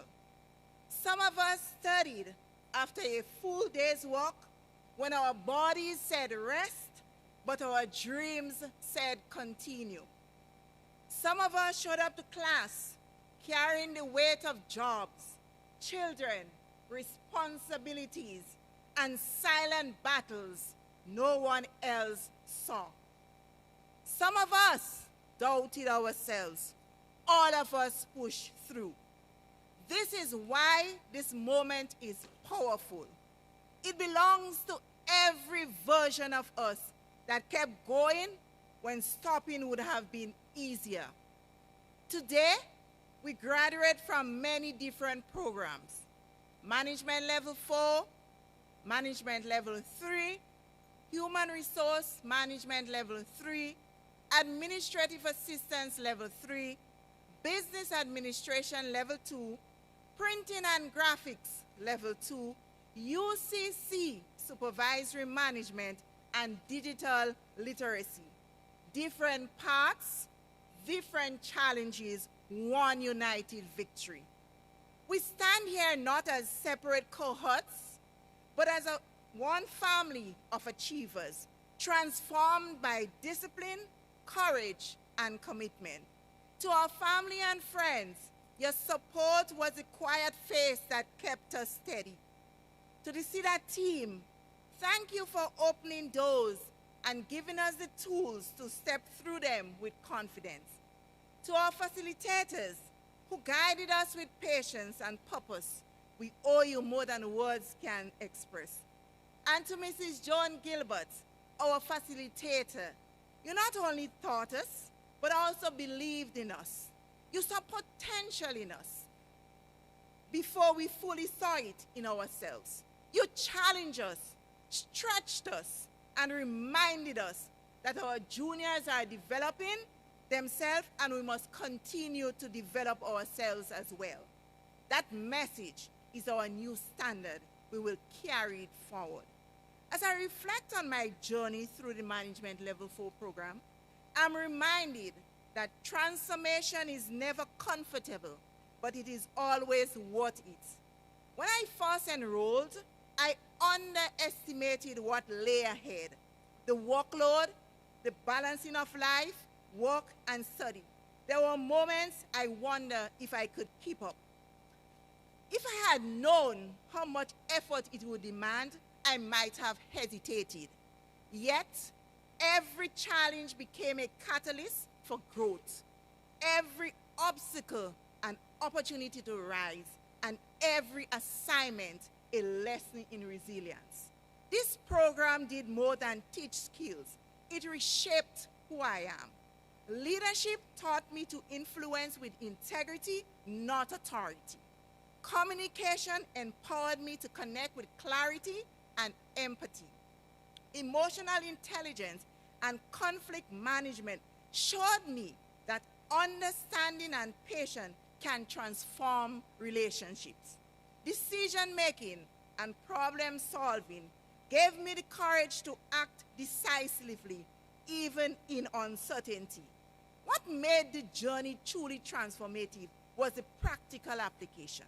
Real life discussions, hands-on exercises, and workplace projects allow me to apply lessons immediately. I saw firsthand how knowledge translates into results, how theory meets action, and how small changes in approach can lead to extraordinary outcomes. Today I stand before you stronger, wiser, and more capable. I am more self-aware, more disciplined, and more prepared to lead with purpose. This journey did not just prepare me for the future, it changed the work I do today, the way I see myself, and the impact I can have on others. If there is one truth I carry from this experience, it is this: growth demands effort, transformation demands courage, and the reward lasts a lifetime. Education has not just changed my resume, it has transformed my life, and it can do the same for each of us. Graduation does not mean we are finished. It means we are changed. It means something in us has shifted. Our confidence is stronger, our mindset is sharper, our purpose is clearer, and our future brighter than before. We walk away today not just with certificates, but also with a deeper understanding of who we are and what we are capable of becoming. Growth does not happen in comfort, it happens in challenge. We stepped into that challenge and we conquered it. My fellow graduates, wherever life takes us from this day forward, whether into new jobs, new responsibilities, new promotions, or new dreams, remember this: success is not a destination, it is a daily decision. A decision to rise above doubt, a decision to continue learning, a decision to never settle for less than the excellence we have proven ourselves capable of. We owe it to ourselves and every person who supported us to keep climbing. Before I close, I leave us with a message that I hope we can carry, not just today, but for the rest of our lives. And in the words again of Ralph Waldo Emerson, nothing great was ever achieved without enthusiasm. Today, we choose greatness. Tomorrow, we'll choose it again. Every day after, we'll rise to meet the promise of who we are becoming.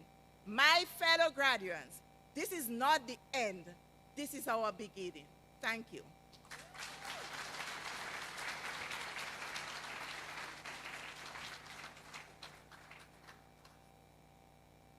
Thank you so much, Miss Lewis. That felt more like a charge than it did anything else for us to go forward and achieve. That was a beautiful moment. It was. So I guess that cheering was not for me. That's okay. Now, I wish to beg your indulgence just a bit. I know that we have a program that we're working with, but the class of 2025 felt that it was necessary for us to have this small break to also give out an award of their own.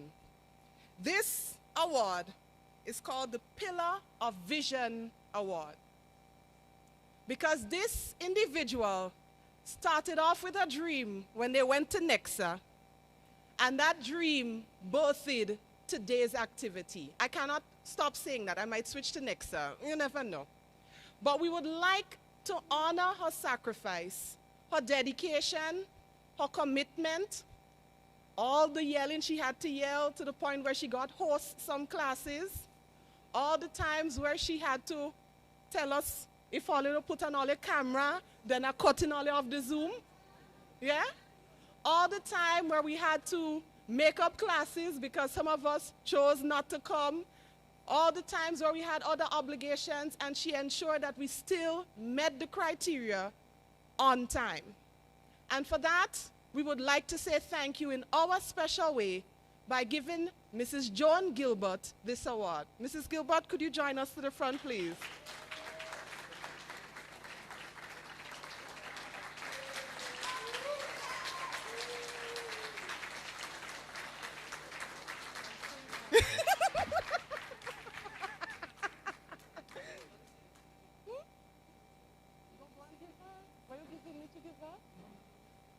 Now we're going to ask one of our awesome students, everybody's awesome, yeah, everybody is, to present this award on our behalf.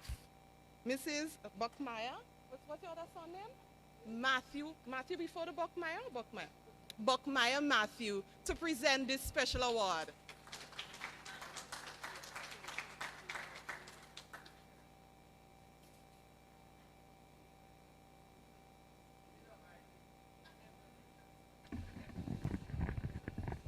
So for those of us who did not hear, let me paraphrase. We love you, love you, love you, yes we do.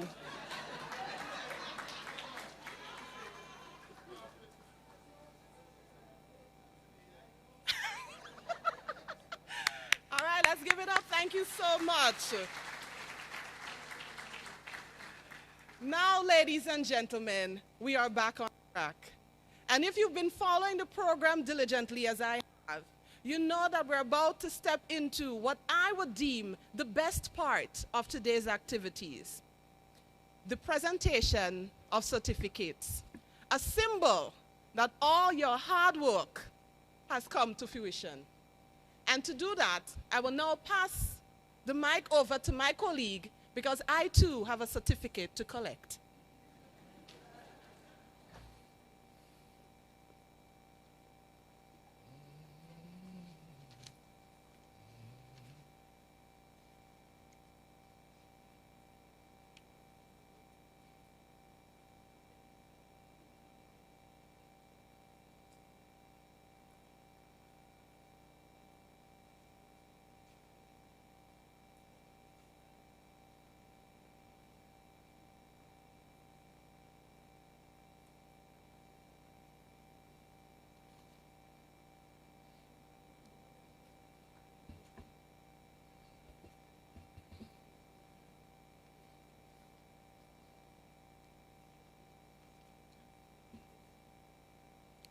To present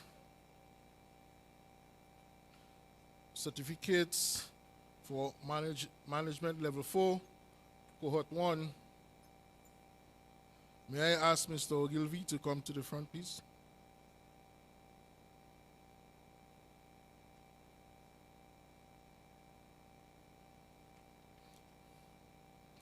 And I would call the names in order as is represented on this document. Come forward, wait for your photo, and walk back to your seat. First name up, Edwin Abraham.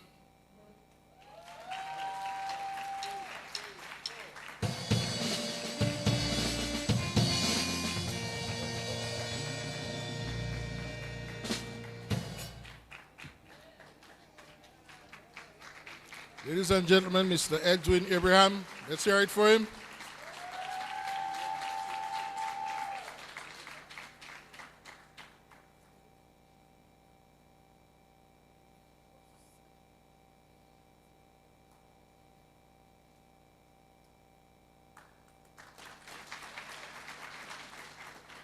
And he's followed by Mrs. Emelina Buckmeyer Matthew.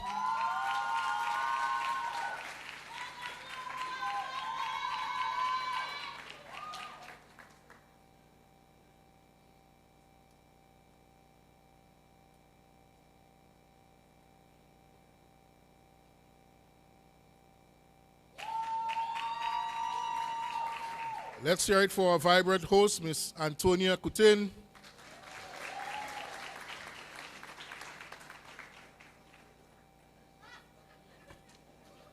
Followed by Milan Frank.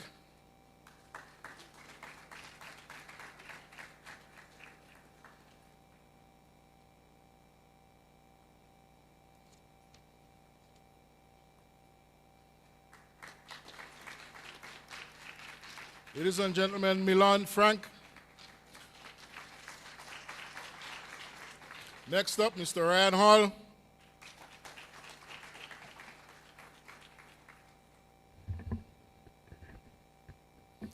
Followed by Miss Nancy Joseph.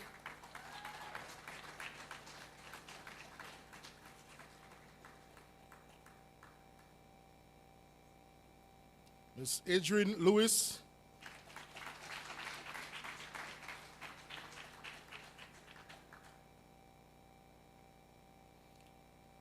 followed by Mr. Kendall Smith.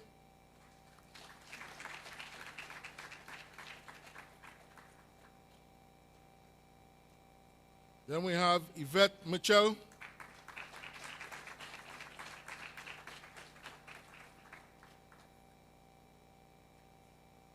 Miss Claire Smith. Followed by Solomon Sosa.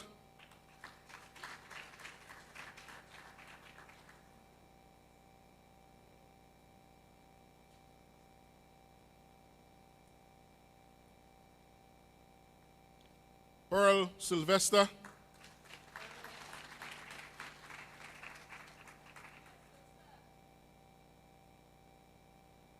Sabrina Taylor.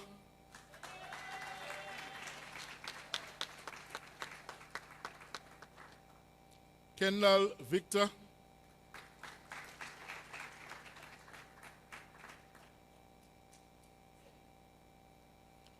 Miss Marla John Williams.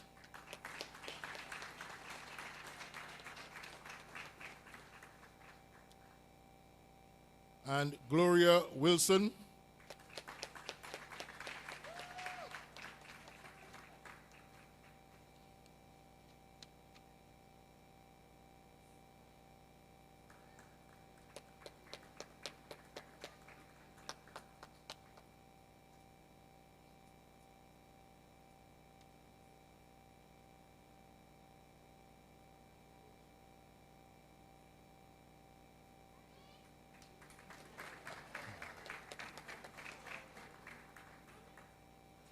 Ladies and gentlemen, these are your graduates for Management Level 4, Cohort 1.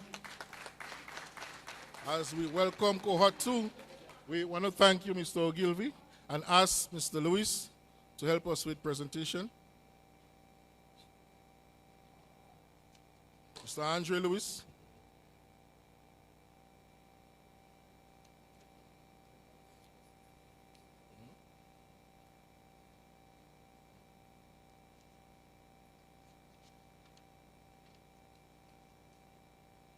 Our first graduate for Management Level 4, Cohort 2, Andrea Alexander.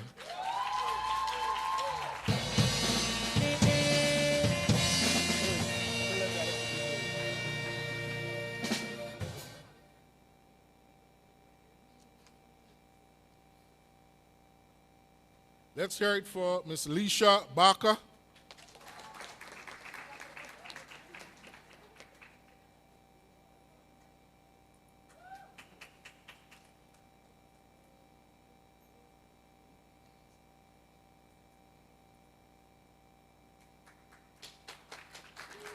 Miss Anisha Kado.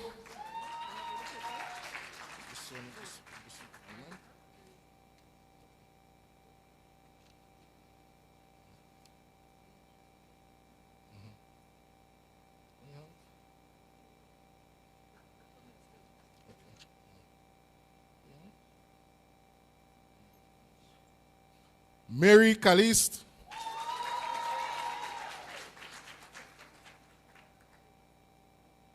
Followed by Jamie Campbell.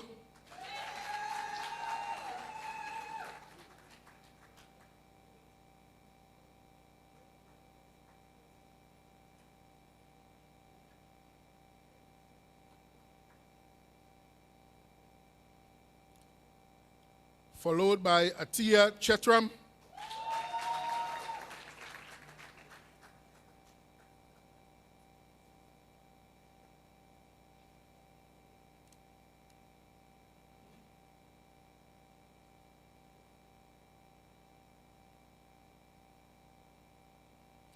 Let's hear it for Ms. Talisha Francis.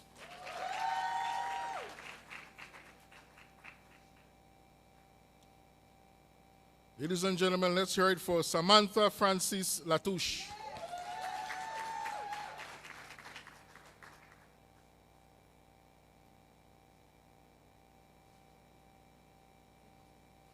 Followed by Leslie Ann Lalji.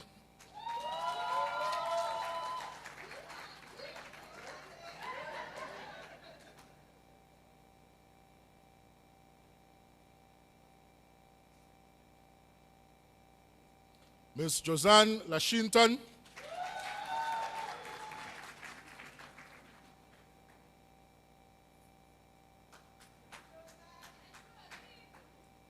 Followed by Akira Moraine.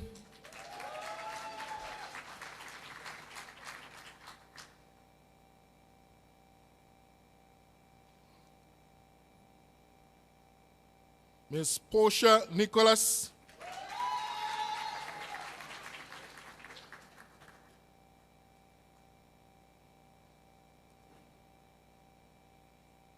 Followed by Alicia Sylvester.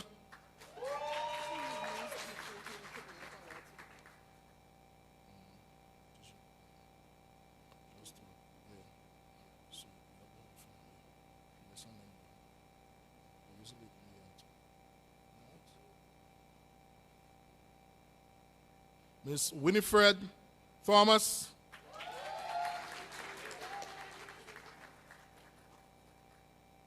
Followed by Miss Simone Thomas Coffey.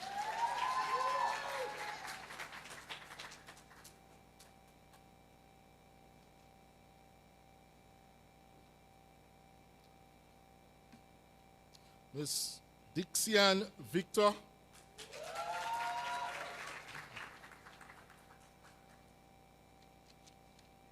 And last but not least, Miss Shirley Ann Williams.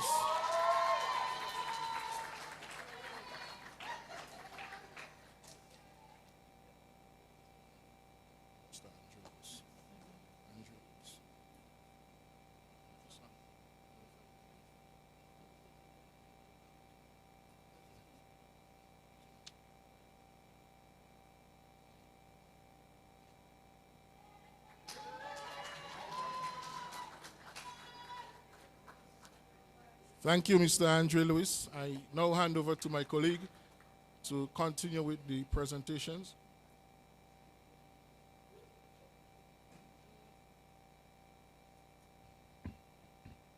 The next cohort for Human Resource Management Level 3, we would like for our featured speaker, the best dressed man in the room, to come and do us the honors.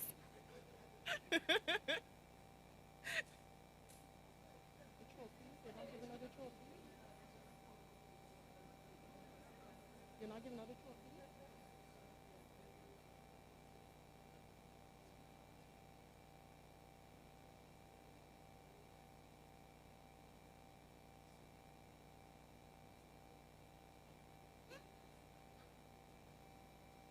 For Human Resource Management Level 3, we'll start things off with none other than Andrea Alexander.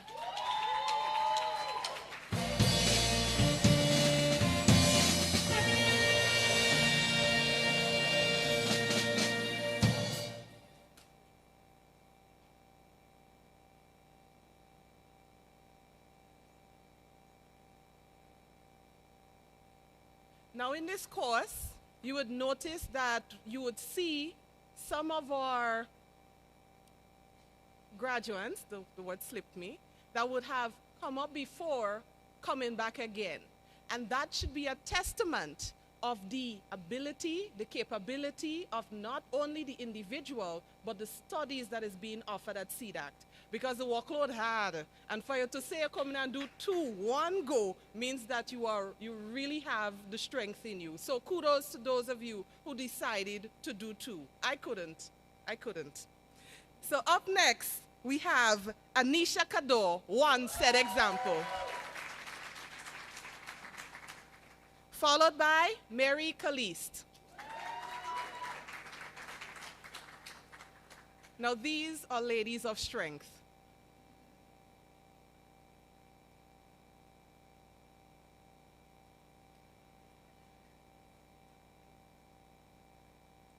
Felicia Cornwall.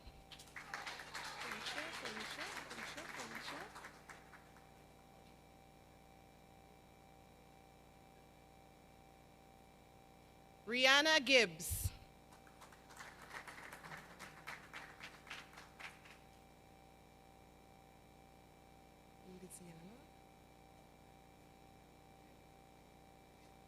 Elisiana Gill Paul.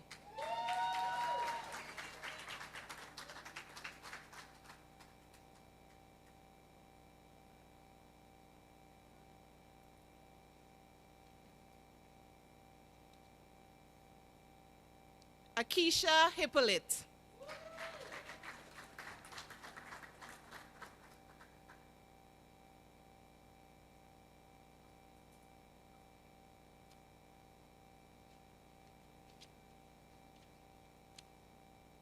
Samantha Francis Latouche.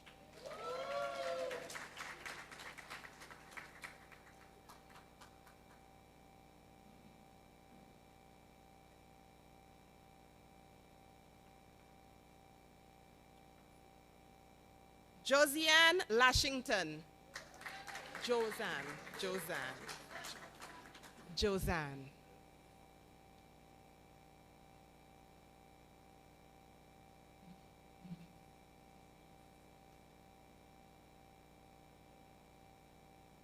Simone Thomas Coffey.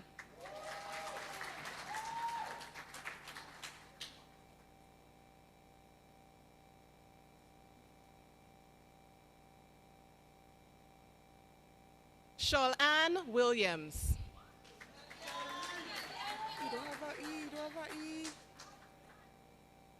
My apologies for the names, ladies and gentlemen. I owe $1 to everyone whose name I mispronounced today. Be sure to collect on the 25th of the 25th, 2025.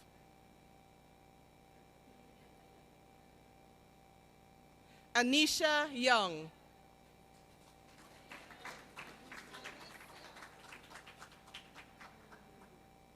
Have a lot of dollars to give away, boy.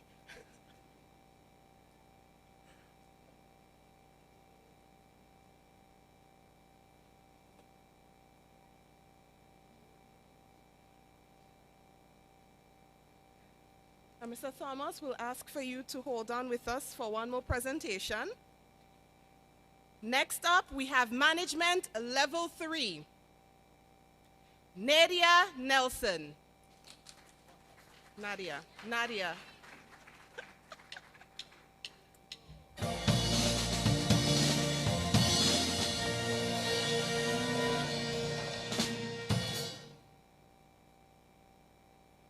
Tessia Viveg.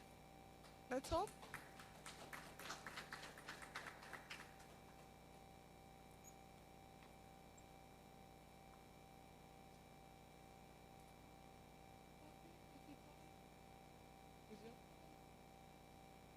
And Denver Wilson Williams.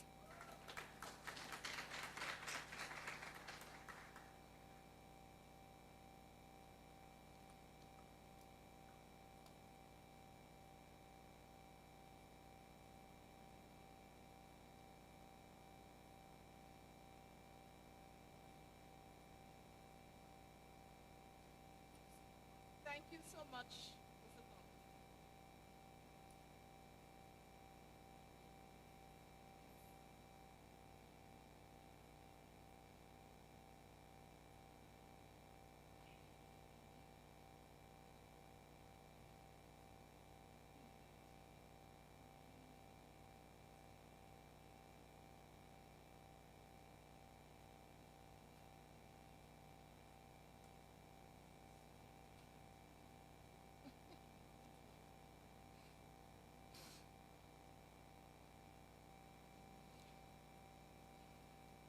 We are moving on.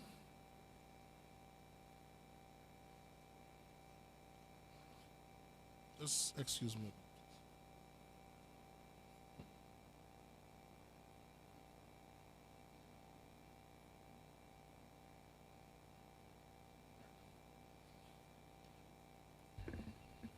We now present an award for Administrative Assistant Level 3. And again, we would want to ask Mr. Prince to come to the front to present that award, please.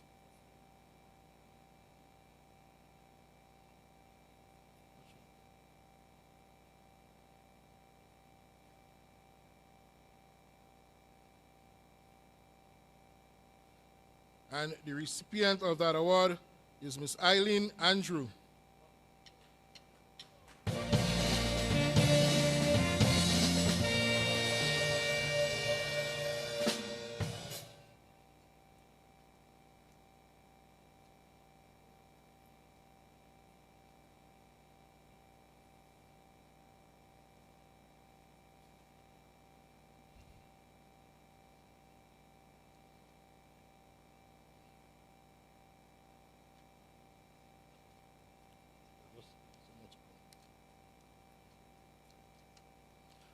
We are now moving into UCC Supervisory Management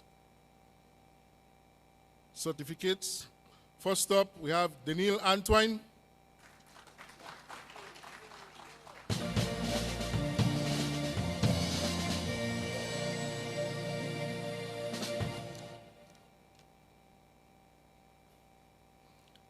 Followed by Laurie Antoine.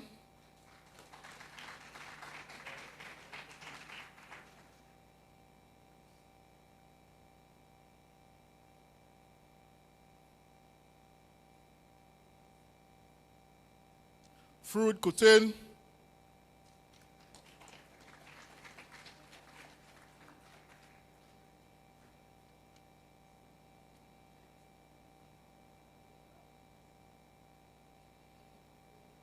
Kenson Charles.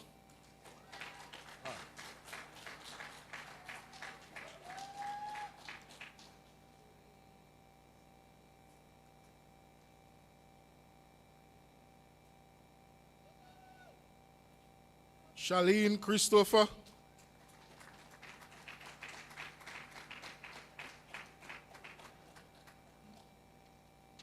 Ricardel Francis.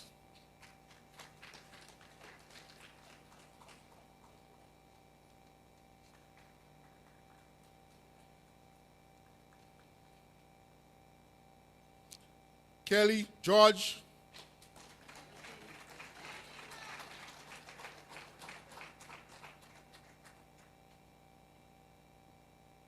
Troy Gill.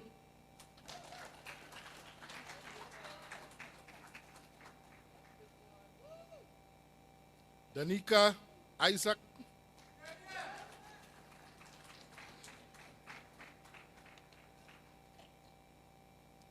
Mr. Andy John.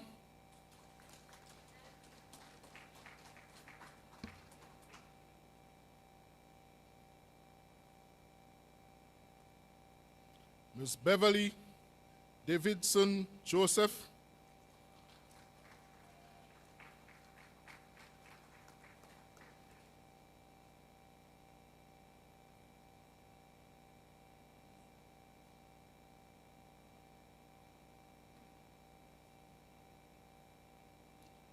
Adisha Nicholas.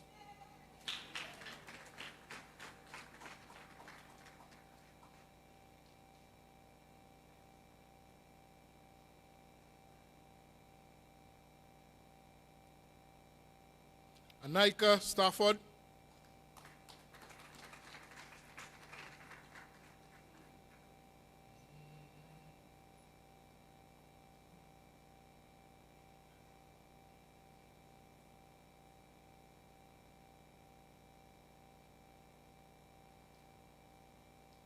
Melissa St. Rose.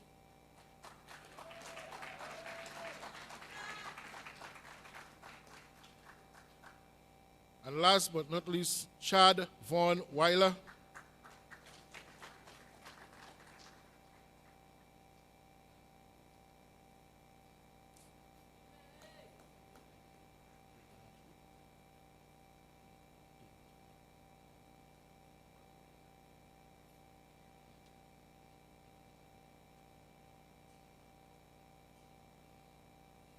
Thank you, Mr. Prince.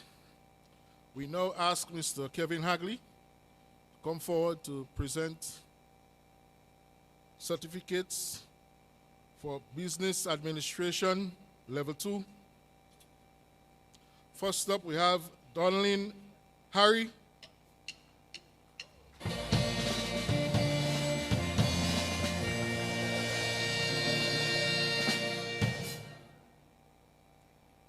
Followed by Shadia John.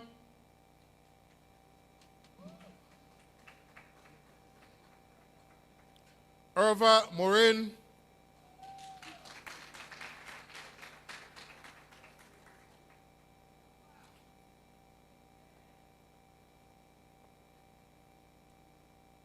Nadia Nelson.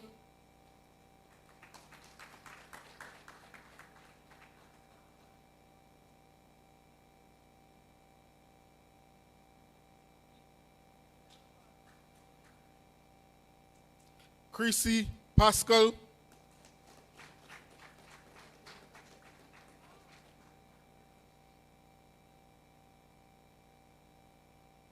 Frances Ross.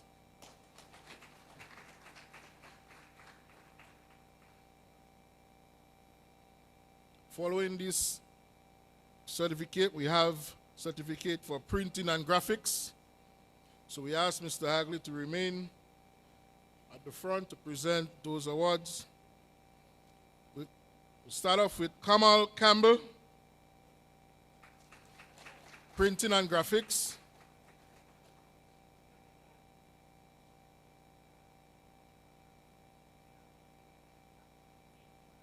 Kasim Hunt.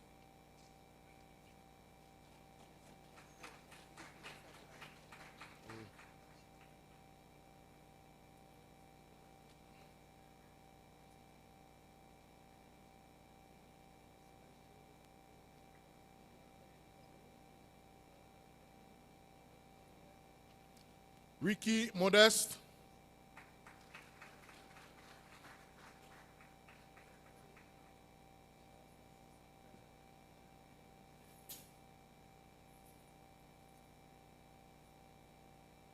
Kadim Tyson.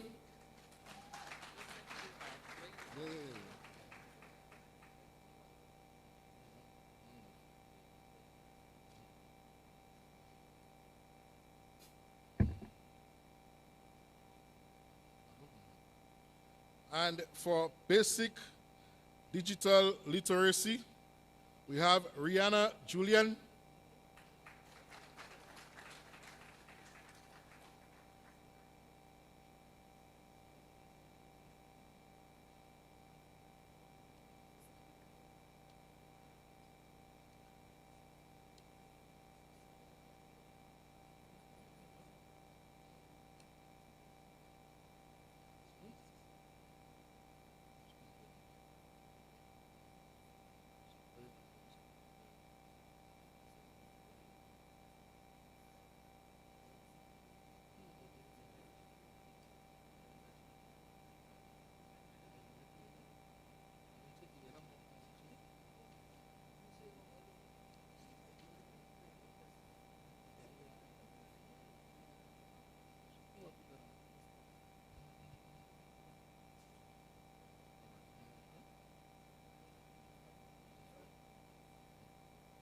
Thank you, Mr. Hagley. We now ask Ms. Kim Frederick to come to the front to present awards to the management cohort.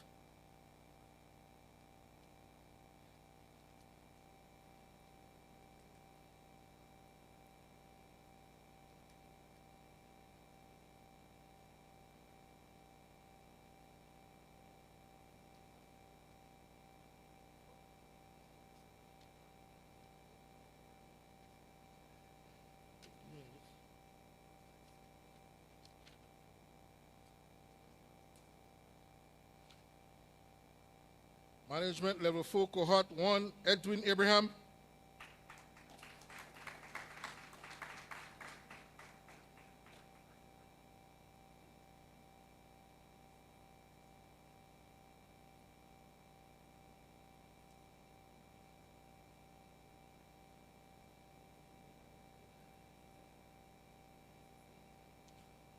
Followed by Emiliana Bockmeyer Matthew.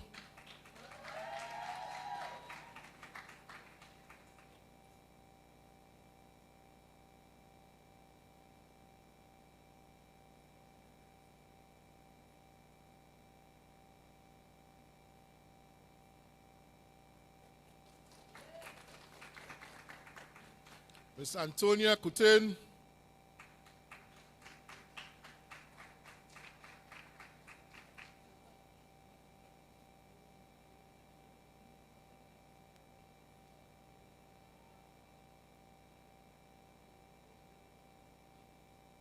Followed by Mr. Milon Frank.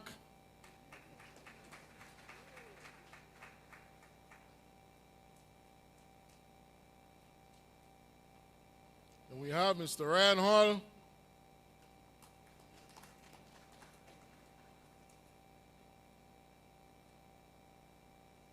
Ms. Nancy Joseph.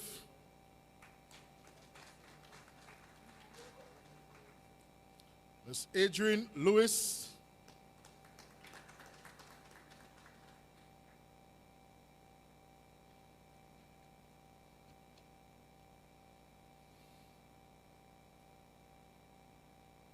Mr. Kendall Smith.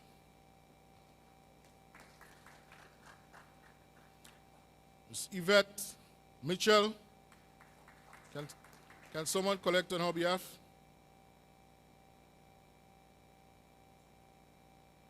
Claire Smith.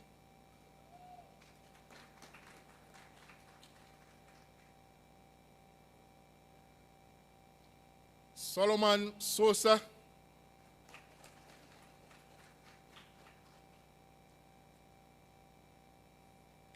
Pearl Sylvester.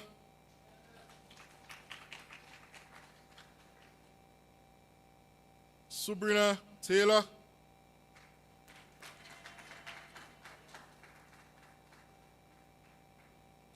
Kendall Victor.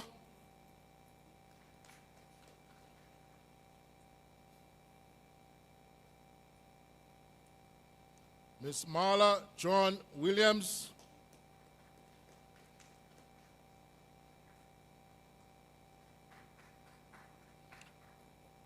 Miss Gloria Wilson. PS.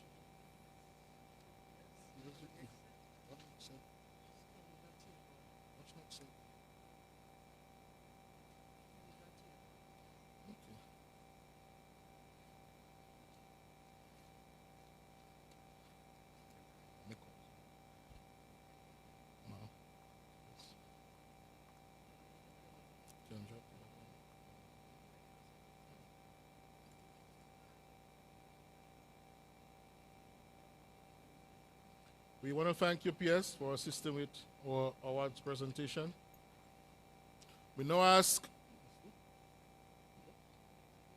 Ms. Kendra Theodore to come to the front to assist with presentation of awards for Management Level 4, Cohort 2. Our first recipient, Andrea Alexander.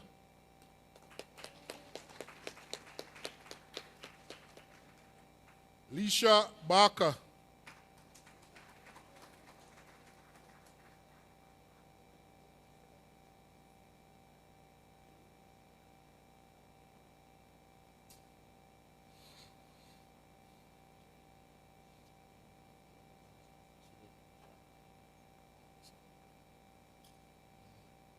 Anisha Kado. Mary Caliste.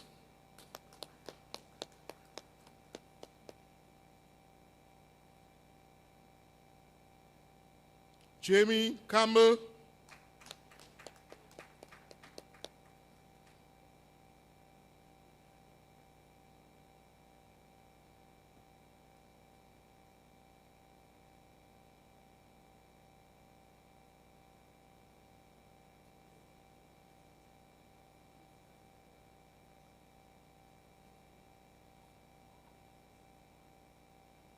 Atia Chetram.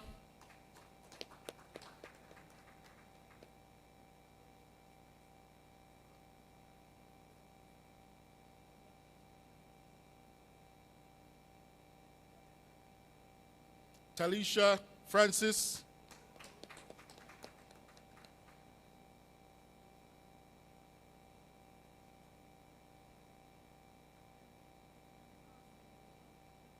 Samantha Francis Latouche.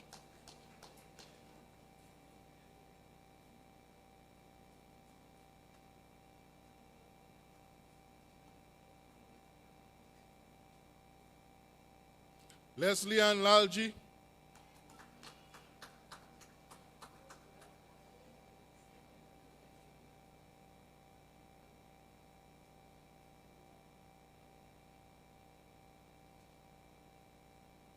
Josanne Lashinton.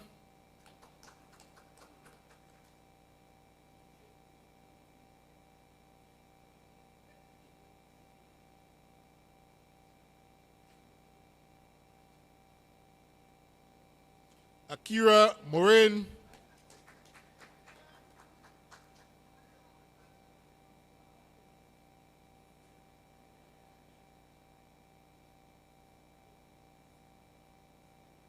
Portia Nicholas,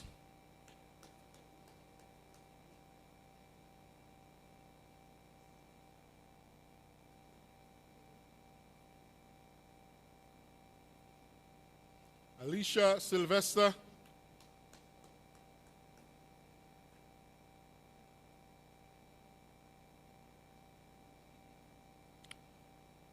Winifred Thomas,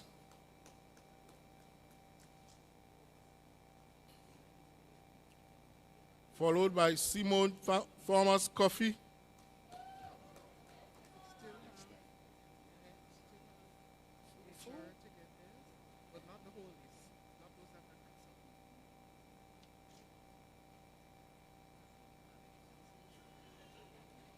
Dixian Victor,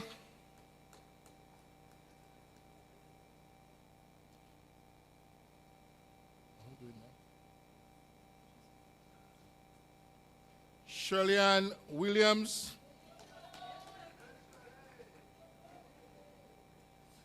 followed by presentations for Human Resource Management Level 3. Ms. Andrea Alexander,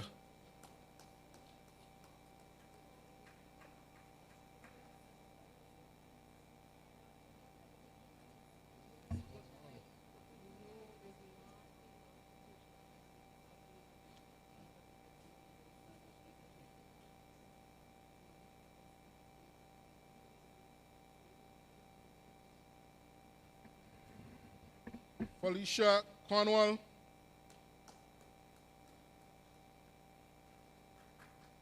followed by Rihanna Gibbs,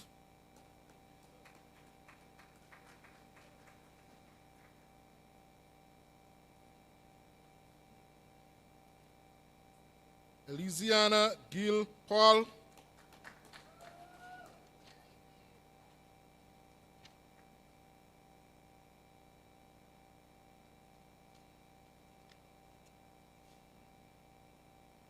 Akisha Hippolyte,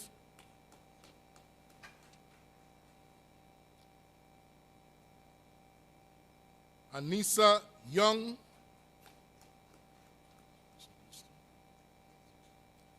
then we move on to Management Level 3. We ask to the front Nadia Nelson to receive her award.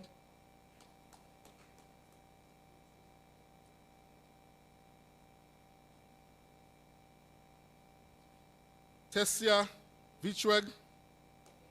Vivek, sorry, and Denver Wilson Williams.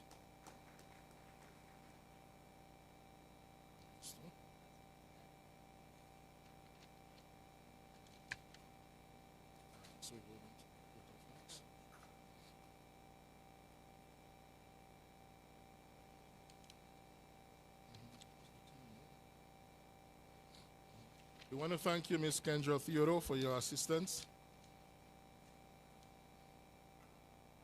All right, so let's give one last final round of applause for all our recipients.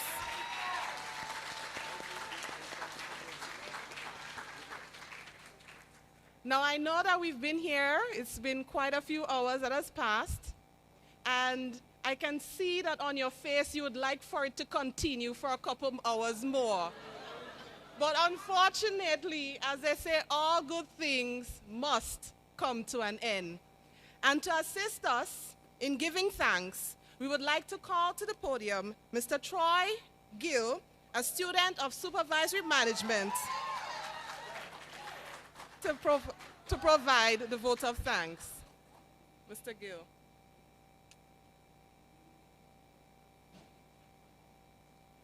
Thank you very much, Master of Ceremonies.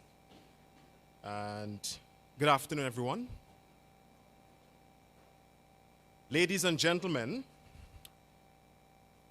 as we bring this memorable celebration to a close, it is my honor to extend heartfelt thanks on behalf of the Center for Development and Certification Training, CDACT. First, to our Almighty God, we express deep gratitude for his guidance, strength, and blessings that have brought us to this remarkable day of achievement. To our chairman, Mr. Kevin Andel, and the board of directors, thank you for your unwavering leadership, vision, and continued support in advancing CDACT's mission of excellence. Our sincere appreciation goes to Mr. Elvis Moraine, Permanent Secretary in the Ministry of Education, the National Training Agency, the Grenada National Accreditation Board, and our valued partners, University of the Commonwealth Caribbean, Mrs.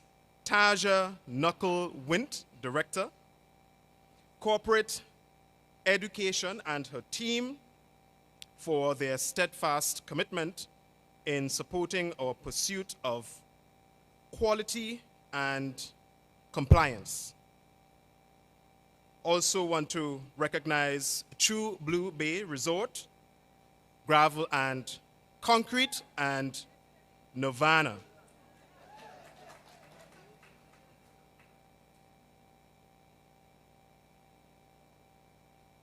To our dedicated facilitators, assessors, and administrative team, we say thank you. Your tireless efforts, professionalism, and passion for education have shaped the graduates we celebrate today. You have been mentors, guides, and sources of encouragement throughout their journey. Or maybe, let me rephrase, throughout our journey. We also extend special thanks to our families, friends, employers, and well-wishers. Your encouragement, sacrifices, and unwavering belief in us graduates have made this day possible. You stood with us, inspired us, and helped us to reach this milestone. To our distinguished guests, sponsors, supporters, and everyone who contributed, whether in planning, organizing, or participating, your involvement made today's ceremony a true success. We are deeply grateful. And finally, to us graduates, congratulations once again. Thank you for your dedication, resilience, and commitment to personal and professional growth. You are the reason, we are the reason we gather today, and we are proud of each of you and every one of us. May we all continue to work together as we remain committed to empowering minds and transforming futures. Thank you, and may God bless us all.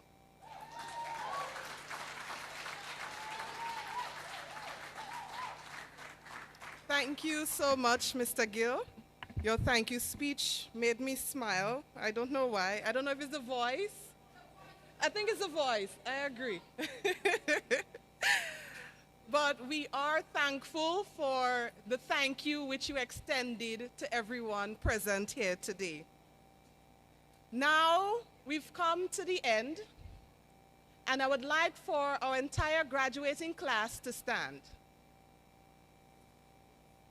Now we're going to do something a little bit different before we leave, because I believe that this journey would not be possible without the help, the guidance, the support of someone who is here looking at you, looking onto you, celebrating with you in the audience.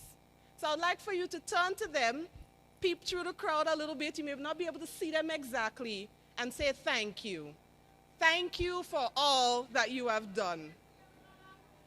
This is not just our achievement, it is yours as well.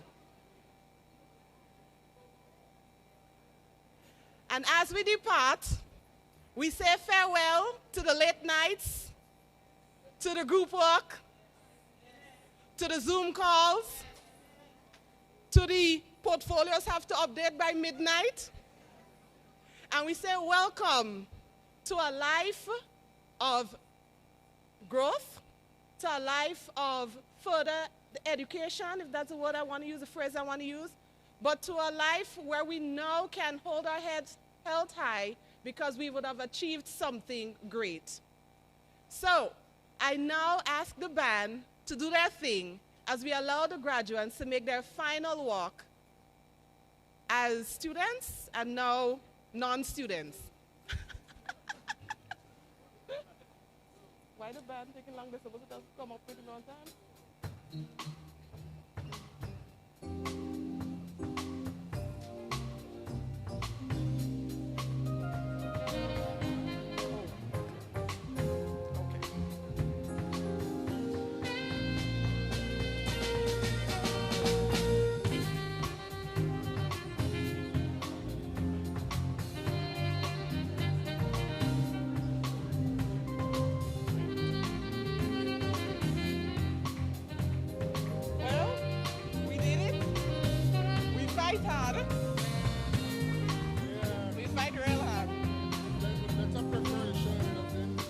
She gave me, you see the time she gave me, and then also all time, and then she make me beat up and down all day. You would never think I was graduating the way I walk here again for the last 3 days, you know.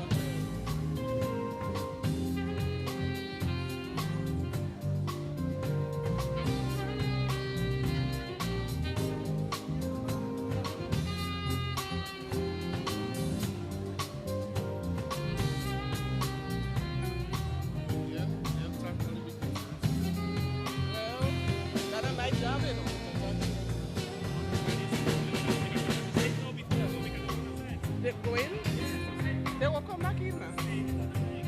No, because it's too loud, they're processing still. I wouldn't want to do them that while they're processing. Can't tell me say no.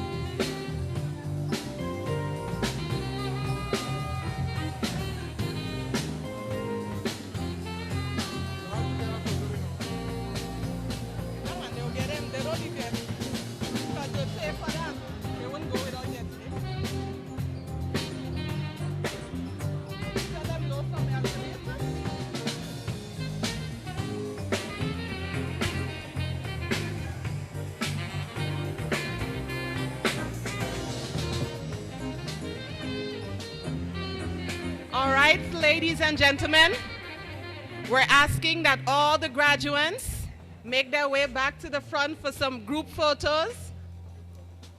We would like to do them according to your cohorts, keeping in mind that we have 3 designated areas for photo taking. To my immediate left, we have the family station. To my immediate right, we have the group session. And to the front, we have a section where you can just express yourself as an individual.